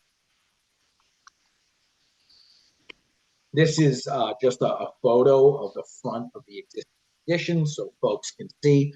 We are proposing, we did take off the top floor of the building, as I mentioned, and replaced it with an exclusive roof deck. That roof deck is pulled back.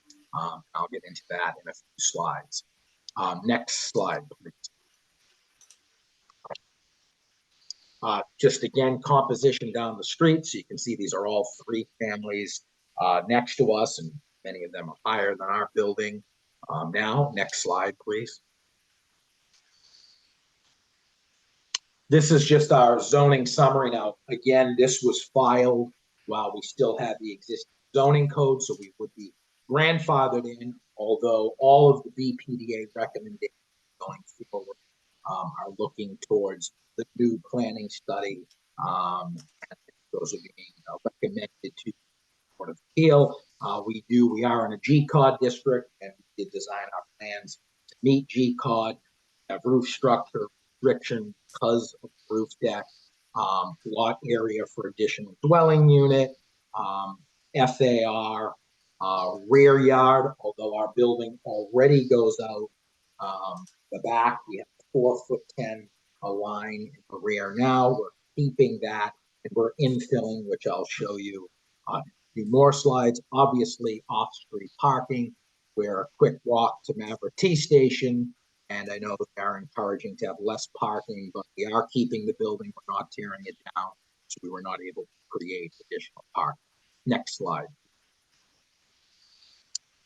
This is the most updated plot plan that we had staked.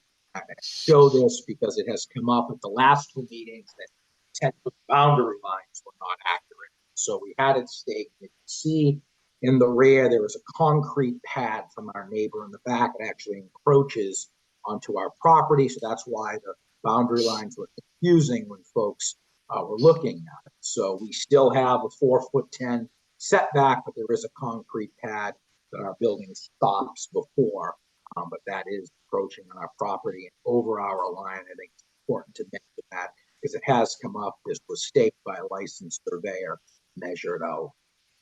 Next slide. So these are the existing floor plans. So you can see how the building already extends out into the back.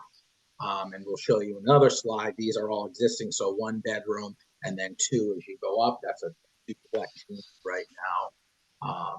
And we are infilling where the red highlight is. So you can see off to the right, we're infilling to the right side, and then on top, the existing first floor addition flush. If you go to the next slide, please. And so these are the proposed conditions. The basement will remain empty. It's just storage and utilities.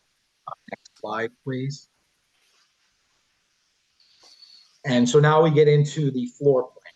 So this would be the proposed new unit on level 1. So this would be a 2-bedroom, 799 square foot unit. We infill to the right of it. Gives us a little bit of additional space to make it 2 bed. Next slide. And so we go up to the second unit, and this would have its own second private unit. This would be a 2-bed at 864 square feet. If we go to the next slide, please, Josh. And then very similarly, unit 3, a 2-bed, 833 square feet.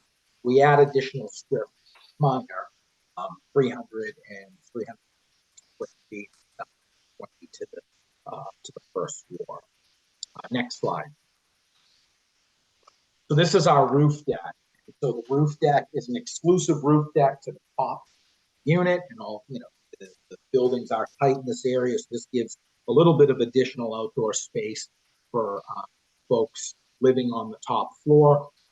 To be cognizant just where it's situated, we pulled it back 18 feet in the front, 12 feet in the rear, and 5'6" off to the right building to keep it in the center. This would have hatch access exclusive to the top floor only, and it is 300 square foot roof total. Next slide. Hey, Jeff, I Yeah. need you to move a little bit Okay. faster. You've been going Okay. 10 minutes and Okay. and we're getting a lot of feedback from people, and you're not the last person on the agenda. So I need you to move it. I need you to move a little faster. Okay, these are the elevations. Again, we're not changing anything on the elevations of the building. It will remain 30 feet, 11 inches. And this shows the front and side. If we go to the next slide, please. And so this is the rear elevations. We changed our window lines for privacy based on neighbors' comments. And again, this shows just where the deck would lie as well. Next slide. These are just so folks can see, these are the previous ones. So this is when it was a 4-unit building. That top floor has come off. You can see it from the back and the front. You can also see the building at 116 to the left of us also goes back with an addition in the rear, similar to ours. Next slide, please. And this is our new rendering, the front. Go to the next slide. This design was based on comments we heard, and that's a better front view. This is the back of the new proposal, so you can see the addition, deck, the rear of the building. These windows have not been updated to show the change, just to point out. Next slide. And again, windows were not changed. It's just another view. And you can see us in relation to the building to the left of us. And if we go to the next slide, this will show the windows changed in the rear. And I can conclude here and take questions. Thank you. All right, so first one is just a comment on the code, that the new code isn't in place yet. So this person is suggesting that we focus on the current code. But it is, not to interrupt you, sorry, but it is in all of the recommendations to the zoning board, just to point out, and it will be the code next week. Okay. In the plans, the basement is thinner than the first, second, and third floor. Will a foundation be created on the first floor? So we're just infilling on that side of the first floor, so yeah. Okay. On slide 21, it looks like there is a cantilever. I was under the impression that was taken out. Can you please clarify? Was taken out, yes. Okay. What do you expect each of the units to sell for? We have no idea, given the current market conditions. Right now, we have tenants in the building. We have no intention to, ask anyone to leave. They're there for releases. As time goes on, as you know, this process takes a very long time. We don't even know if we're going to approve.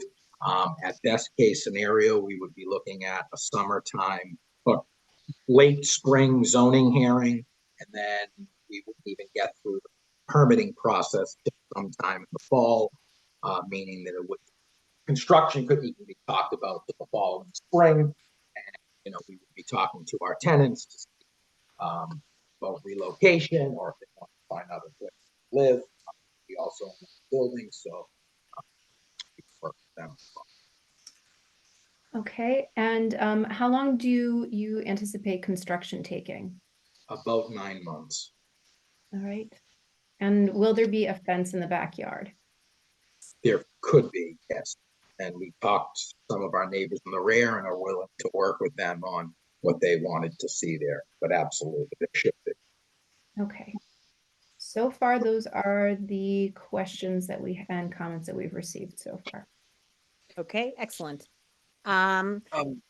We didn't Oh, mention if there were any abutters on the call.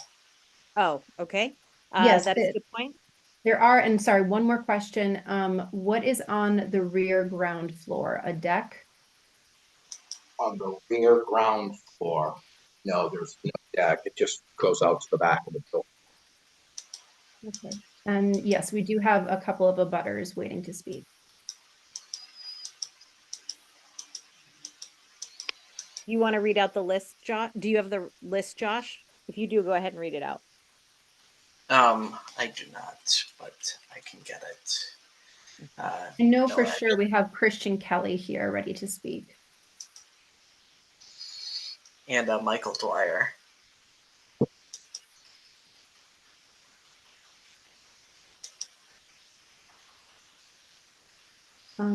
Christian, would you like to go first? Oh, I see Michael's hand raised. Okay, whoever wants to go first. Okay, Christian doesn't want to speak. Michael would like to speak. Go ahead. Okay, these are questions first before Caitlin's presentation, right? Yes. Mm-hmm. I have a question about page 22 on his PDF presentation. He's saying he's not building anything in the backyard, but that to me looks like a wall. And if that wall is being built, it's being built on an easement, and his deed forbids building on that easement has to stay open. I wonder what he has to say about that. So there is an easement in the back. As a matter of fact, there's a concrete pad in the rear that's on our property from somebody else. So forget about that. Excuse me. Michael, you are not allowed to yell at people. If you yell at someone again, we will mute you and you will have to submit questions through the chat. You do not have to agree, but we will treat each other respectfully.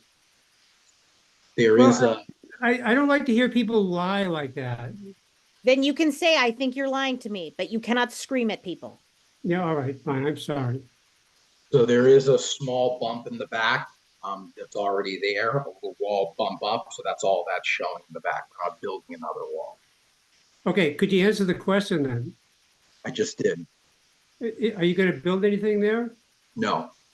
No, then why is there a wall in that rendering? Because there's a depth in the back with a bump. That's what that wall is. I don't know. That doesn't make any sense to me. Well, I've been out to the space, so you can see you step down from one yard to the other.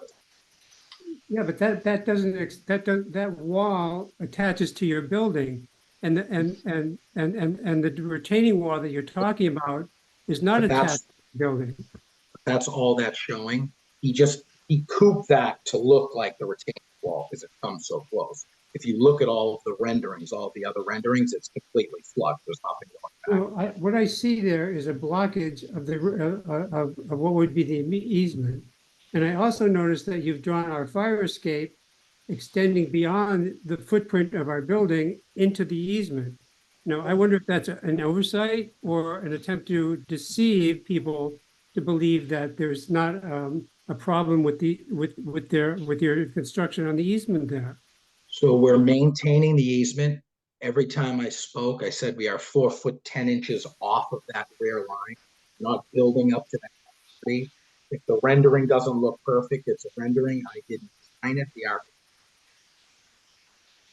All right, I forgive me for not taking you at face value, but to me, it looks like you plan to build a wall around your first floor apartment and create a little yard in front of that sliding glass window for your first floor tenant, for the owners of that first floor apartment. And it seems to me to be built on the easement. We are not touching that easement at all. There is a small retaining wall in the back now. That's all that's been. You know, to my eye, as a photographer, if you weren't doing that, there wouldn't be a wall there at all. You just see the sliding glass door. I'm confused. And I really don't believe anything you're saying. Well, sorry to hear that. All of the pictures show an open air in the back. There is a small retaining wall back there. That is it. You know, the retaining wall that you want to sue the neighbor for is a totally separate issue. Well, I don't want to get into, I just want to point out. Can I speak, please? There is a legal issue that he's. Moderator. That a representative. Okay, one at a time. Yes, one at a it's time. my turn to speak. Thank you.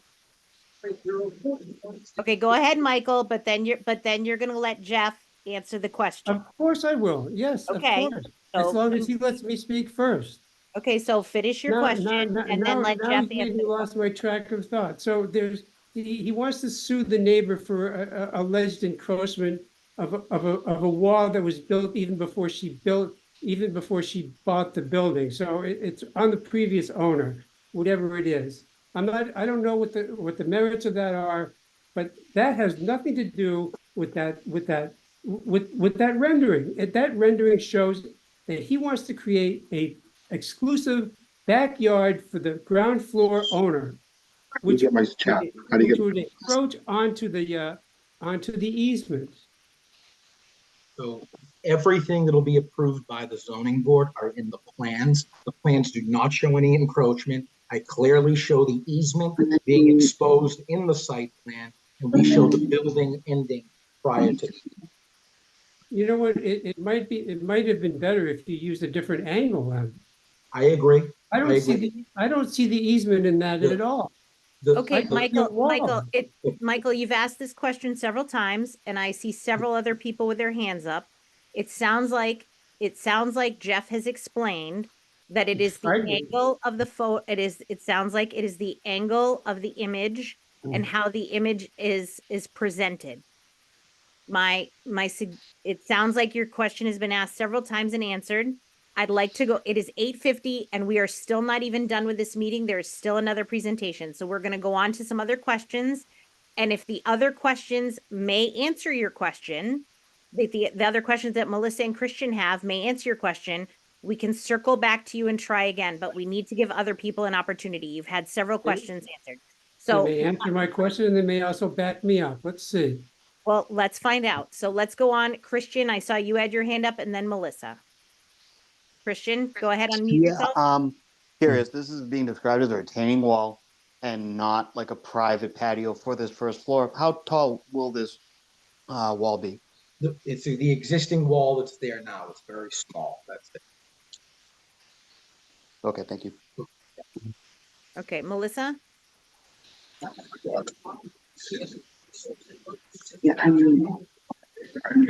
Melissa? Okay.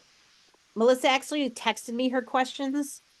I don't know where she is, but her question was, she asked, what the first one she asked was, what is the fire suppression system? It's a sprinkler system, the whole building that's required by inspectional service.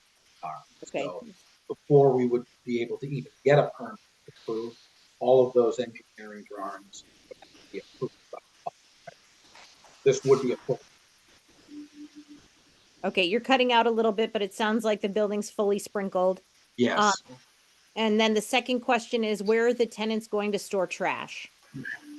So again, like all of the buildings that are attached, trash would go out similar to other areas of East Boston in this section. So they would either keep that, retainer and receptacle in the rear of the property, which is our property, in totes, and then have to take them out through their units, or just put 2-tier trash bags out on. So, okay, so you're saying that the building itself is not going to have like, the building itself won't have large barrels that they can then put out. So there's no egress on either side or attached. So they could, but they would literally be stored in the yard and have to go through the unit to get. Okay. And then is it, I think it's, Christian, can I ask you to, did you have another question, or can I ask you to put your hand down? And I think it's Thomas Falcucci.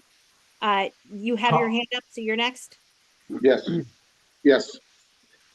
Answering the question on that back wall, the architect was just trying to show the property line, showing that we're like 4'10", because they would think we're building to the edge. There's an easement in the back. There's no one allowed to put a fence or anything back there.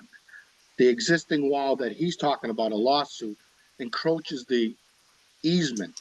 There's got to be so much room for fire department to get behind there. So the wall that is encroaching our property line hits the easement. He has an easement.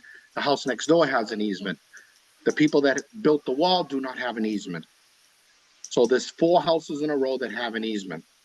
That's the question. That's the answer. There's no wall being there built there because you can't build a wall because the fire department can't get back there. There's no wall. The architect did that to show the neighbor next door how close we're 4'10" away. That's showing the boundary of our property line. That's all it's showing. Okay. I will contest the measurements of that further on. Okay, you have every right to do that, Michael. Absolutely. Are there any other questions in the chat? Because we do have Caitlin would like to do a presentation, and is 8:55. We've already lost a significant number of people off of this meeting, and I do want to give her the opportunity to present the same way that other people have had the opportunity to be seen. So is there any other questions in the chat? There's just one more Very question. Yeah, there's just one more question.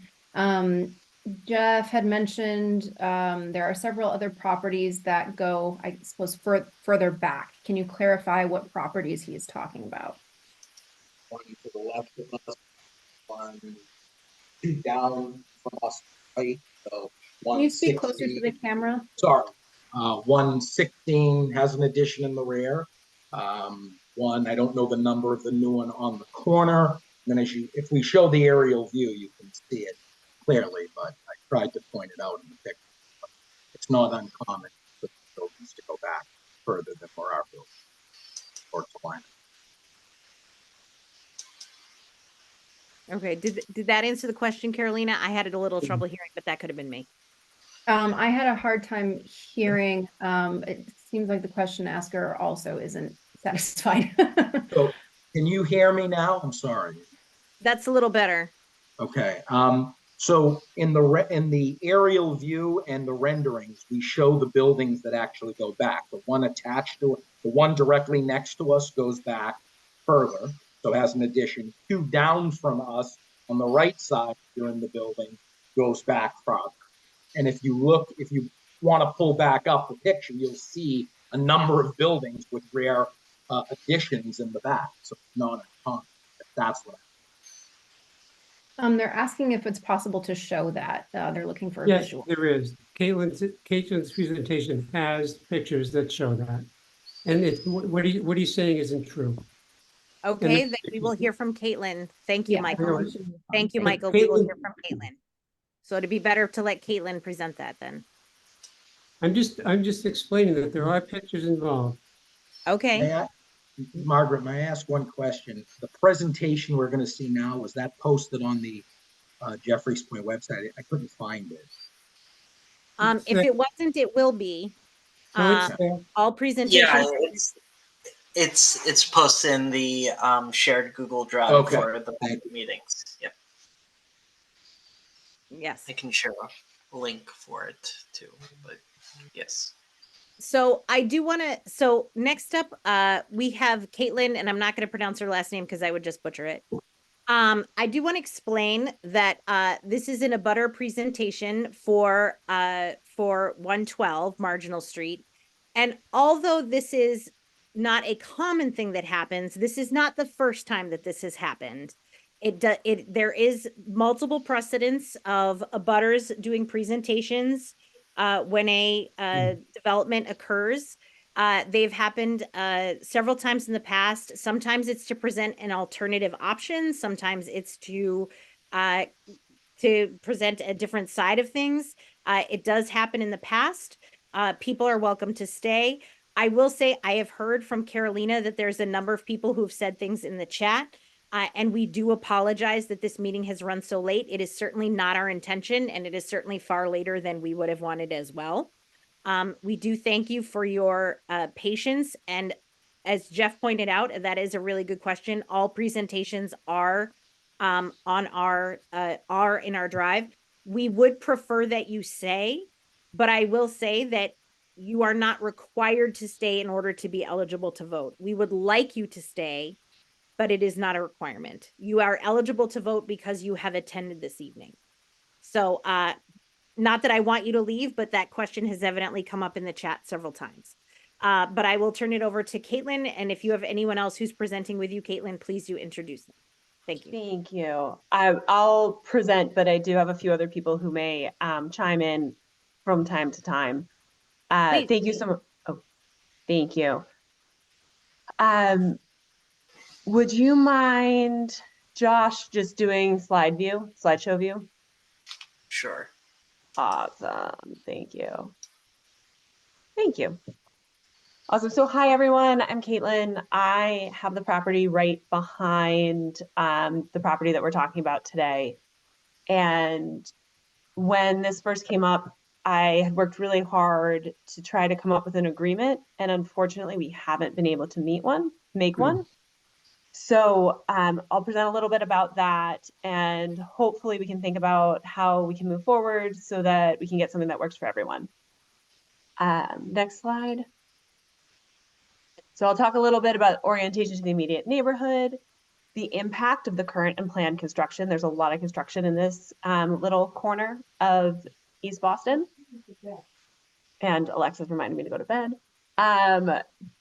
We have some talk about specific concerns and progress we've made towards an agreement and what next steps might look like.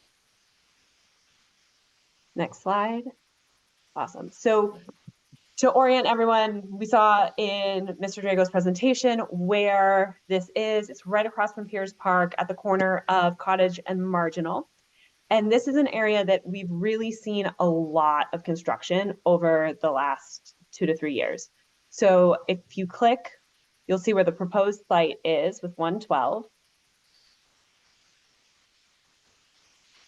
Excellent. So we can see where that is. And then across the street is where phase 2 of Piers Park is. It's wonderful. I love that park. It was under construction for a long time.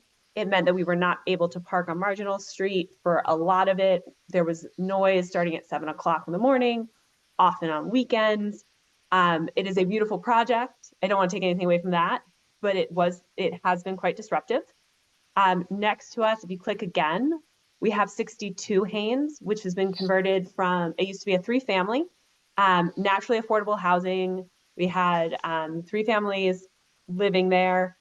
They have all needed to leave for it to be converted into 4 condos that are going to be at a rate that none of the families who live there could afford it. So those families are displaced. Some of them are no longer in East Boston. Additionally, if you click again, we have 64 Haynes. That was the parking for 62 Haynes.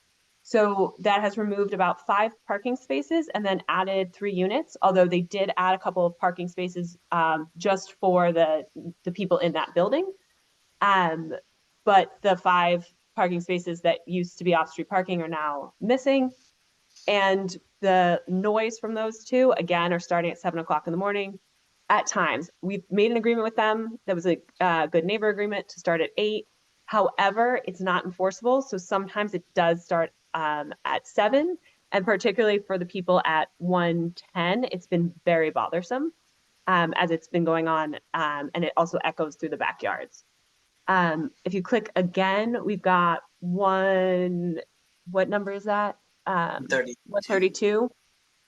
Marginal, which was also represented by Mr. Drago. It is a reconstruction of a 3-family that is now going to be a much higher market price.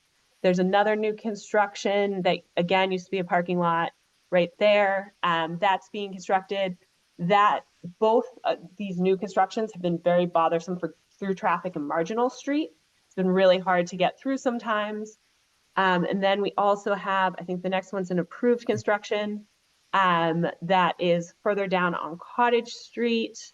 If you click again, we've got another one. I had been told by Mr. Falcucci that a contractor made an offer on this one. However, it looks like that may have fallen through, but the property does look like it's probably going to go to a contractor. So that'll be another bit of that right now.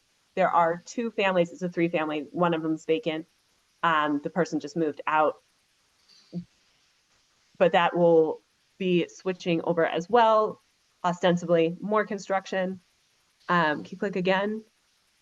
Then in Plan East Boston, there's the proposed removal of about 40 parking spaces along Marginal Street, and then adding in these things that are beautiful. That would be construction to put trees and things like that so that there's not as much through traffic, because we're having so much issues with the through traffic there and the big trucks that go through. So in this little corner, we've got, oh, if you can go back. Okay. We've got 15 buildings. 7 of them either are under construction or just completed or about to be under construction. And we've had the water sewer things. Actually today, we just, right around the corner of Cottage and Marginal, we have no parking signs because there's more sewage and water stuff going on. Next slide. Oh, well, yeah, we're a little bit there. The impact has been significant. And this is from, we've got an email, I've talked to about 16 direct abutters as well as several other abutters within 300 feet. And this is largely what people were saying were the main impacts. One is noise, construction noises for multiple hours starting at 7 a.m. for over a year already. It's been disruptive to many people's quality of life as far as headaches, ability to concentrate, aggravation of their dogs. The parking during construction has been really hard. There's been a lot of vehicles that were involved in the parking that have been parking in resident spots for more than the 2-hour limit, often overnight. We can call parking enforcement, but unfortunately they have not been, they have a lot of things to do, so they haven't been able to come out as much. So we're missing those parking spots. Through traffic, Marginal Street is frequently blocked due to construction at 132. Cars have been getting, have trouble getting by. My car in particular, when it was parked across from it, someone took out my rear view or my side mirror. Now that could have had nothing to do with the construction, but it could have just happened across the street from that. But anyone who's gone through there knows that that can be a really difficult area to navigate as trucks are loading and unloading. We've got overcrowding. We've got 8 net new units within 200 feet of each other, and potentially more on the way if this gets approved. And same with the lot on, or the building on the corner. Private parking has been removed. Additional units have been added. The displacement of residents. There are several families that have already left the neighborhood. My direct neighbor who is in there right now is worried about where he's going to move. He can't find another place in East Boston that has naturally affordable housing for him to move into. And there are 2 families right now in 112 who have naturally affordable housing. And then safety. And then also 17 units will be created in this area, none of which are affordable, which really does change a lot for East Boston. And then safety, the homes are 130 plus years old. we want to understand the structural impact of the work that will be done. Not saying that there's not a safe way to do it, just want to be really aware because the houses are so close and they are, you know, they're elderly. Next slide.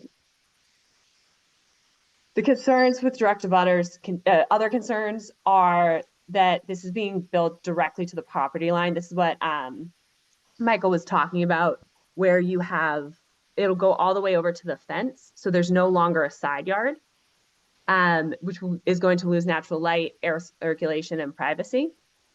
Mr. Drago mentioned that other buildings go further back. You can see at the lower one, I believe they all are actually in straight alignment. Yes. I don't think any of, unless, I mean, no, it's my backyard. None of them go further back. They're all at the same line. Yes. We've got questions about where the material will be staged, how will construction personnel access the site? Again, these are not unsurmountable things, but they're questions that we have not been able to really get answered fully. We started the process in November, and we have not been able to get the anything completed as far as an agreement. And then there's also the legal fees. We wanted to have an enforceable contract. I thought I had an understanding with Mr. Drago that he was going to send us with something that we had before, and he was going to make it enforceable. Unfortunately, it did not turn out to be an enforceable agreement because this was right before the January meeting where we thought the vote was going to be. I ended up paying to have a lawyer make it enforceable, and at that point, we were not able to come to an agreement. And then additionally, the 4 neighbors who have strongly voiced an opposition to the project have all received letters around having encroachments that need to be removed. Otherwise, there may be legal action, which is not a great feeling as a neighbor trying to work through a project. I will leave it at that. Next slide.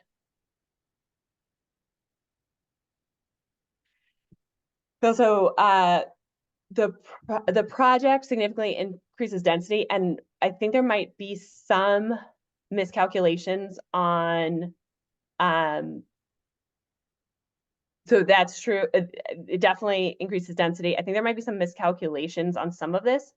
For instance, usable open space, we saw that the proposed was 97, but given that it's taking up the whole lot except for the part that's the easement, we were calculating 0, which might be a different way to calculate it, but there's not any really usable open space back there. The side yard, what we saw in the presentation, that the existing was 0 and that was moved and the proposed was 0. There is a side yard of 2.5 feet for for the entire back of the property. And then the rear yard, there is lack of clarity of exactly how far back that goes. If there's been a structure that's been there for quite some time, so that could change a property line if, which is not what I'm interested in. Mr. Drago, when he spoke to me December 6th, and Mr. Falcucci told me that they had no interest in anything with the backyard and moving that piece of concrete. However, after I posed the project, I did receive a letter that they wanted it removed. She's lying up her teeth. Excuse me, Mr. Falcucci, did you have something to say? I do have something to say. Excuse me? I do have something to say. Because what she's saying, as Mike said, he doesn't like liars. What her attorney sent us No one interrupted you, Mr. Falcucci. No one interrupted you. You were allowed to complete your presentation. Have her send the last document from the lawyer, and then we'll see what everybody can talk about. You can be muted, Mr. Falcucci. Yeah, I'm going to be muted. You were allowed to be, you were allowed to complete your presentation and no one said anything. You need to give the same respect to Caitlin. You can disagree with her during the question stage and state that you disagree, but you may not interrupt and you may not yell at her. Those are the rules. Thank you. Caitlin, please continue. Thank you. I really appreciate that. Next slide. Actually, just to, yeah, well, I'll address that here. So we have made efforts since November to come in good faith to work with the developer to come up with an enforceable agreement regarding these matters. I've been part of signing a good neighbor agreement with 2 other properties within 300 feet of me. I'm not against construction in general, but I do think there's a way to do it that's less disruptive to the neighborhood. And I'd like to do that. We did have good neighbor agreements that have been breached. And when I talked to the mayor's office, I was told good neighbor agreements are not enforceable, which is why we wrote up an enforceable agreement. There may have been things in it that Mr. Falcucci disagreed with. Unfortunately, at that point, I was told that they did not want my support or need my support and were going to go forward anyways without it. Which is fine. I would have preferred to come to an agreement. There were some specific things that the lawyer had less than 24 hours. It actually might have been 36 hours to write the entire thing up. So there may have been things in there that were not my intent, but unfortunately we were unable to continue to have conversations. I reached out asking to have another conversation, and that is not the direction that the developers chose to go in.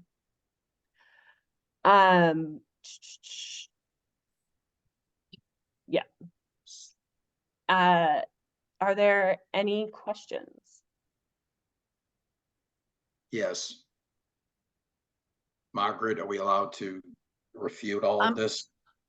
So we will get to you. We would like to start with, we should have started with you with direct abutters.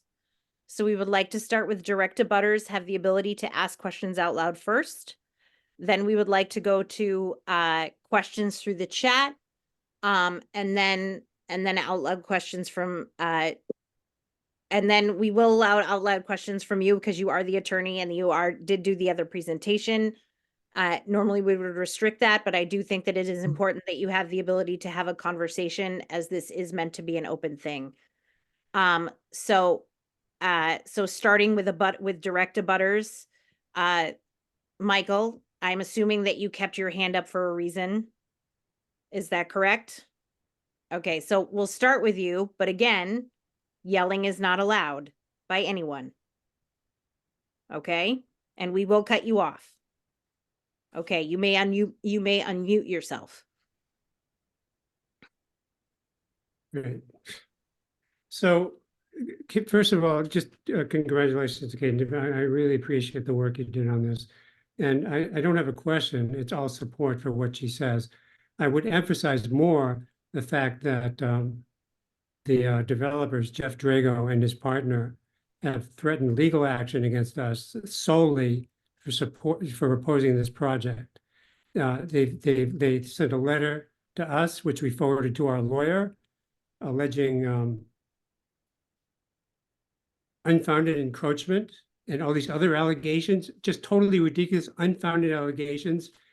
And when a lawyer responded to that letter, they doubled down by lying outright to my lawyer, who doesn't know the situation, doesn't know any better. It's a very unfortunate situation, and I'm afraid that the Massachusetts Bar Association may not look favorably on this abuse of power, inappropriate behavior on the part Michael, this is out of control, Margaret. This is completely unfounded. Michael, this is meant to be a productive conversation, not like this is meant to be a productive conversation. Do you have a question or do you not? If you do not have a question, then we need to move on to somebody else. I'm trying to be part of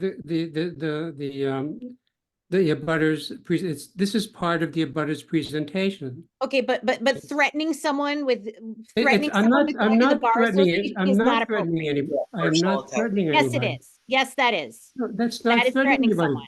I'm just saying that the behavior by the attorney Drago, who's representing himself as a developer, and his partner are inappropriate. It's inappropriate behavior. Based And on what? I think that that type of behavior should be held to account. Margaret, And is that's this why a So forum that for can be this your kind opinion, of- but Michael, you either need to question, you out of either need control. to ask it a question. That is your opinion, Michael. But like, you know what? I think we need to move on to somebody else, Michael. No, why? Like I have other, I have other 9:20. things. I have, all right, we'll drop that, okay? Margaret, I Yes, think then I we need have to a move on. right, because these are Jeff, if allegations you now keep being interrupting me, brought up. I'm gonna mute you too. Yes, But this is please out, do. this You has either let us nothing to handle do the with meeting zoning. or you need to let us handle the meeting, Jeff. You need to let us handle the meeting. I am dealing with Michael. And that's hard enough, I know. So, all right, I'll drop that.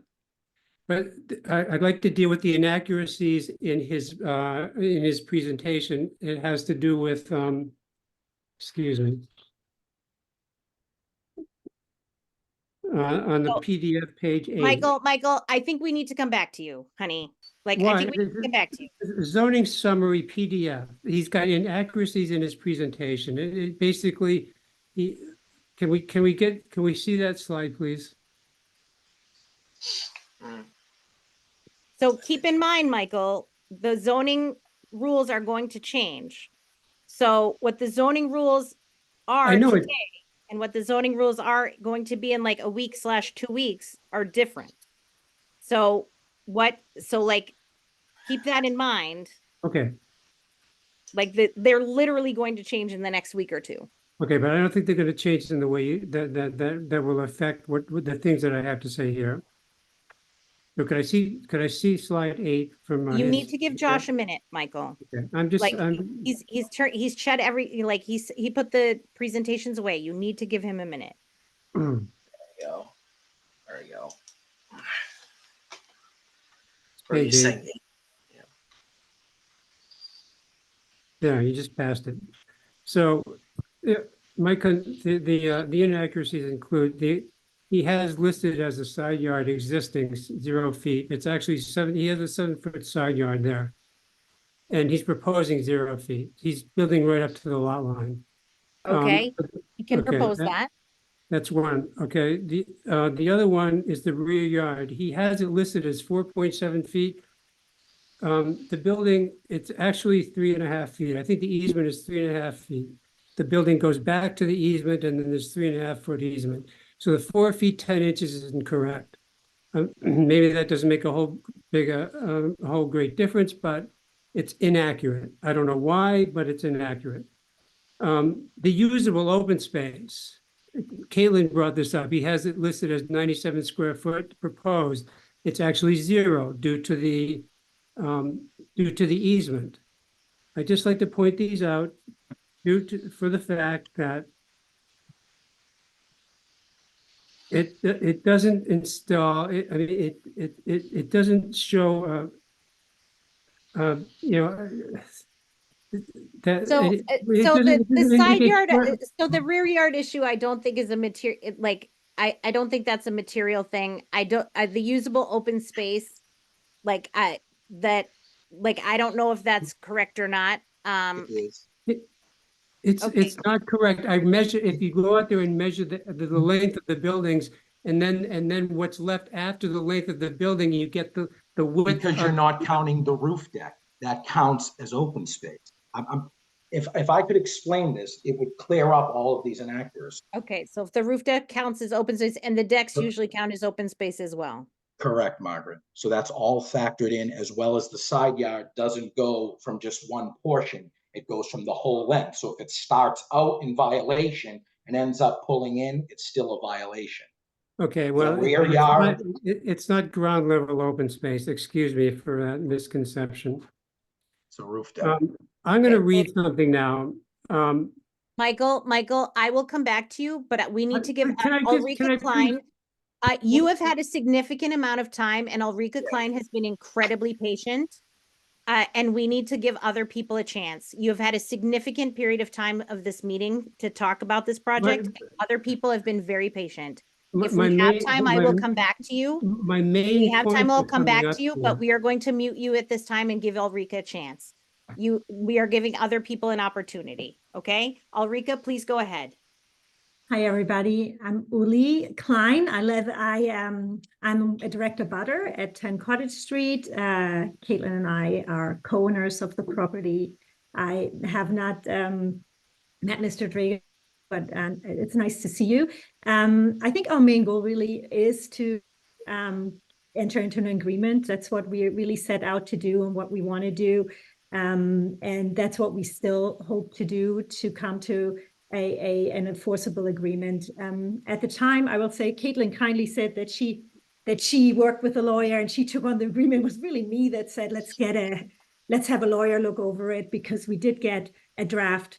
Oops, what happened? We did get a draft agreement from a lawyer, and in the world I live in and in the world I work in, it would be complacent of me not to have a lawyer look over something that I received from a lawyer. Unfortunately, at that point, everything stopped, and I really hope we can pick the conversation back up. I think we're not against development. We all love our neighborhood. We love our buildings. We want to keep the character alive, and I'm hoping we can together come up with an enforceable agreement. So that's no question, but just a comment, because I know everybody's very passionate about it, and on all sides, and I totally get that. So that's all from me. Okay, thank you very much. I apologize for mispronouncing your name. Carolina, let's go to the questions in the chat. We do need to try to wrap this up. It is 9:24, and again, I apologize for how late this is. I hope everyone is enjoying the show. So it doesn't look like we have any questions. Although, oh wait, never mind. There it is. Caitlin is asking to say something. I was just going to add, I know you had sent me the contact information of one person. If anyone else is interested in keeping up to date with the project, anything like that, if you send your information over to Carolina, Carolina, do you mind just forwarding it to me? I know there's been about 50 people on this call, which is a lot more than the average call. And I know a lot of people are really passionate about this and want to see a really strong outcome. We do have one comment saying that they think it would be a good thing for the developers to try to reach an agreement with the abutters. It's a very dense and tight location, and the people who will be living there seem to be deeply upset by the situation. I hope this can change. How do you do this? Okay. Anthony Contrada, you've taken yourself off mute. I just want to check that you're okay. Yes, he has a question. Okay. Hello. Hello, Anthony. Go ahead. Hi, Anthony. Yes. Yes. No. Yes. You can see me. My picture's out. Anyway, you can hear me? Yes. Go ahead, Tony. Hello. Yep. Go ahead. I'm concerned for the east. I'm next door. I'm 110 Marginal. Okay. My concern is the easement, because I have to take my trash out. If he blocks me in, I can't go nowhere. Okay. This is the only exit, rear exit of my house. He cannot block me in. That was my concern. Okay. That is a very valid concern. At the moment. Okay. Okay, we have another comment. This is an example of trying to shove as much building as possible into a small space as possible, the kind of development that is contributing to overwhelming East Boston. Another comment, they can't support a project with the developers yelling and acting so aggressively to abutters. How will they act after they get what they want, come to an agreement with the direct abutters, and show good faith to the neighborhood? And then final comment, The building is too large for the lot to keep the original footprint. And I believe, oh, wait, one last question. What justifies the space variances on the red and sides? I'm not sure. Read and sides. I'm not sure I understand that sentence. No. Rear and sides. Okay. What justifies the space variances on the rear and sides? Okay. Jeff, I think that's a question for you. Can I respond? Because there was so much unfounded information, wrong information. I'll tell you what, answer this question, and then we're gonna I take don't even know, Joanna, what was and then the you can question respond. again? What justifies the space variances on the rear and sides? So again, I would encourage everyone to look at this district zoning, to also look at the new Plan East Boston, which allows for much more density and height. We started this process working and listening to these neighbors. So for it to be said that we weren't, that's concerning to me. We reduced the height, even though under the new plan we could get rid of the rear addition, build a fourth unit on top, and we would still be getting yelled at, screaming we didn't work with the neighbors. So everything we did was to work with the neighbors. We changed the window line. We reduced the unit from 4 to 3. We took off that top floor and just put a roof deck, thinking that folks would actually appreciate the changes that we made. Our rear setback, okay, was set by our surveyor. So he went back and measured, and the only reason we even brought all of this up is because Caitlin, at 2 of the meetings, went out with her family and said, they're lying, they're coming over my property. And so we had to get it surveyed, and we saw at that point that our property was actually being encroached upon. So, fine, we met with her, we met with the abutters, we had multiple abutter meetings and tried to resolve it. I said, we will sign a construction agreement, a good neighbor agreement. What we got was an agreement limiting our liability from any future lawsuits. So I spoke to her attorney, an attorney was hired. I had concerns with her. I still do. And Mr. Dwyer has a chimney that's causing damage to our property as well. And he doesn't want to talk about that. Both of those are 2 legal issues. Having said that, we are willing to work with our neighbors. But when neighbors hire lawyers and now it becomes legalese in all of the writings, we have to be very careful about limiting liability. So I can't just sign a good neighbor agreement that isn't a good neighbor agreement and is designed by an attorney to limit all liability. So I would be more than happy to put together a good neighbor agreement on all of these points. Trash removal, construction time. That is not what we got. That was mixed in with limited liability, which is a huge concern. I mean, I would implore anyone, if somebody is encroaching on your property and at the same time saying, we don't want you to build anything, we're trying to clean up this problem. We could fix the chimney issue. We could, we've made all of the changes, exterior design, rear windows, everything based on feedback. And no one has said, look, they're working.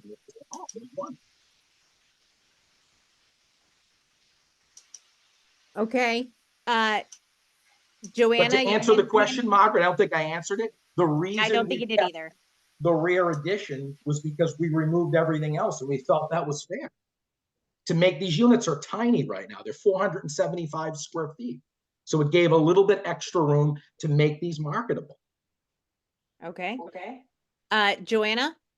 Yeah, hi, thanks. I'm just going to keep this quick because I know how late it is.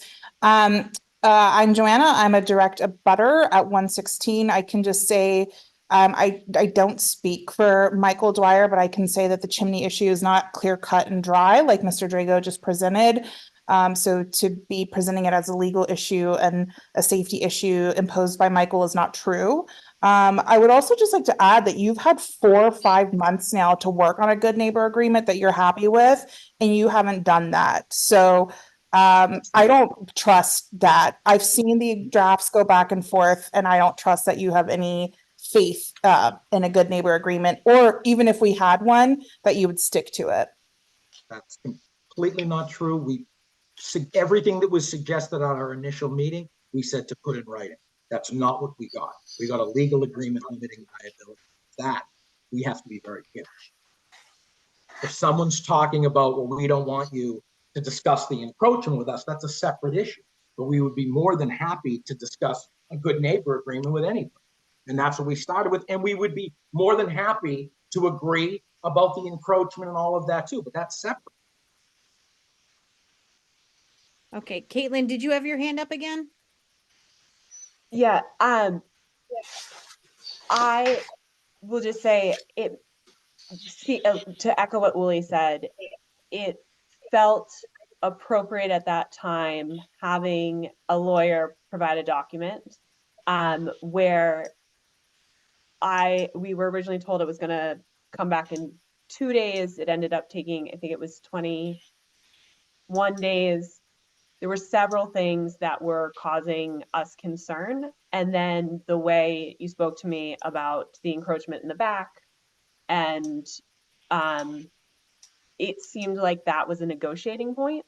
And I really wanted to make sure we were protecting ourselves. I'm not quite sure what you're talking about with the liability. And I don't think, I'm not saying you're lying. It's just, I don't understand the law well enough. I presented the information to the lawyer. He had 24 hours, maybe 36, to turn it around. That was not my intent. I do understand it really upset you. Again, not my intent. And unfortunately, this is where we are now. So to answer you, Caitlin, it did not, I don't take that personal. You have a right to have an attorney, but the moment you have an attorney, I have to deal, and I told you this, directly with your attorney. I can't negotiate Jeffries Point Association on the terms of that agreement, and I can't negotiate with you to come out and have another meeting. I'm precluded from doing that as an attorney. So that's why we had to cease all communication, and I instructed my client to cease all communication.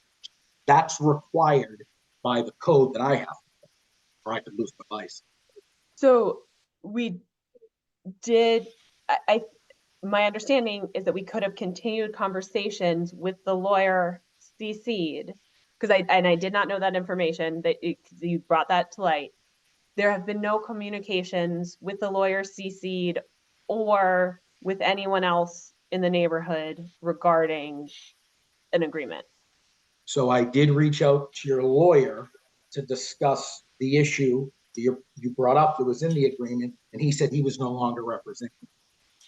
Oh, he didn't tell me that. Okay, so that was something else that came up. So, okay, that's interesting that my lawyer said that and that he didn't communicate that with me, but I will circle back with him. But another point to note, if we got a good neighbor agreement that was based on the items that we had originally discussed, no problem. We agreed to everything in it. The issue was when it became legalese about limiting liability. You have to be careful. That was the. So what? And you're. That seems different than what actually happened, but we can talk about that offline, because I do think a good neighbor agreement that's not enforceable does not make sense in this case. I'm not saying. And if there was something that you wanted taken out, that could have been part of the discussion. And I told him that. Was it? I'm not going to get into the particulars. I've not been billed for phone calls. So if there were phone calls, I did not see that in the emails. I was not billed for phone calls, but what I saw was a response saying we're not moving forward. Based on what he sent us, yes. And I told him what he could put in there and we would agree to, which was the terms that I thought we had agreed upon verbally. And how was that communicated with him? Email and a phone call as well. Okay. Yeah, that information never reached me. We were very surprised to see what we got. It was a totally different agreement than what we had expected. But again, if you're still represented by that person, please have him reach out to me. Or if he gives me the okay to deal directly with you, that's okay too. Yeah, it's odd that all these conversations that happened that I am completely with my lawyer that I'm completely unaware of. But There weren't all these conversations. There was one conversation and a couple of emails. And there was a follow-up in which he told me he did not represent you on the issue of that. It was only on the good neighbor. All right. So I would I just will like to say verify that I'd just like to say that I'm happy to see that it seems to be that there's like a little bit of progress in terms of communication here. And that is good to see. I am hopeful to see it continue. I am going to say that it is 9:38 at night, and this meeting was scheduled to end at 8:30. And again, I am very sorry. It is not the intention of the JPNA for us to go past 8:30, and here it is 9:38. And I will also say that I'm very grateful. Clearly, there are a lot of people who care very, very deeply about this issue in particular, because normally, you know, we would be losing people like I if it was earlier in the evening, I'm sure I could come up with a very creative like analogy to like say at this moment, but it's like 9:30 and I'm super tired. So what I will say at this point is that the next step in this particular process is that this will go to a vote. Voting works as follows. Votes go to email. It will go to the email that you use to register for this meeting. The email will come out Wednesday evening, somewhere between 4 and 7 p.m. Votes will close on Friday at 5 p.m. Late votes are not accepted. If you look in your email at around 7 p.m. on Wednesday and do not see the vote, please check your spam folder. 80 to 90% of the time, people email us and we say, we send it to this email address, check your spam folder, and people say, oh, yes, we found it there. Thank you very much. So if you do not find it, please check. I see Caitlin, give me 1 minute. Please check your spam folder. If you check your spam folder and you do not see it there, then please email us at board@jeffriespoint.org. If you are a couple and you both attended, you logging in using one email address, you will only get one ballot. If you intended that you and your partner should get 2 ballots, you should have both registered separately. I did notice that there were several couples that I saw in separate, who I know you're married to each other. I know you. That you were in separate rooms because you registered separately. Good job. You were supposed to do that. In order to be eligible to vote, you need to be here at this particular meeting. You need to live in the Jeffries Point Neighborhood Association. You need to be either an abutter within 300 feet of the project and or have attended a meeting within the past 3 meetings going back. So this is March. So it would have been either February, January, or December. Live within 300 feet or have attended one of those 3 meetings. Yes, so that is the vote. I'm going to take Caitlin's question and then I'm going to do a few other housekeeping things. Yes, Caitlin, what was your question? Just because there's a lot of new people on the meeting. So a vote, yes, is a vote for where we are at the moment without the agreement moving forward. And if you want something different, either in size, scope, or in the in the agreement, then unfortunately we have to vote no now and then can come up with the agreement and move forward in the future. But to clarify, thank you. Unless for saying, I'm wrong. But let me explain what next steps are either way. So a vote for a project of this size marks the end of the community process with the JPNA. It does not mark the end of the community process. It simply marks the end of the process with the JPNA.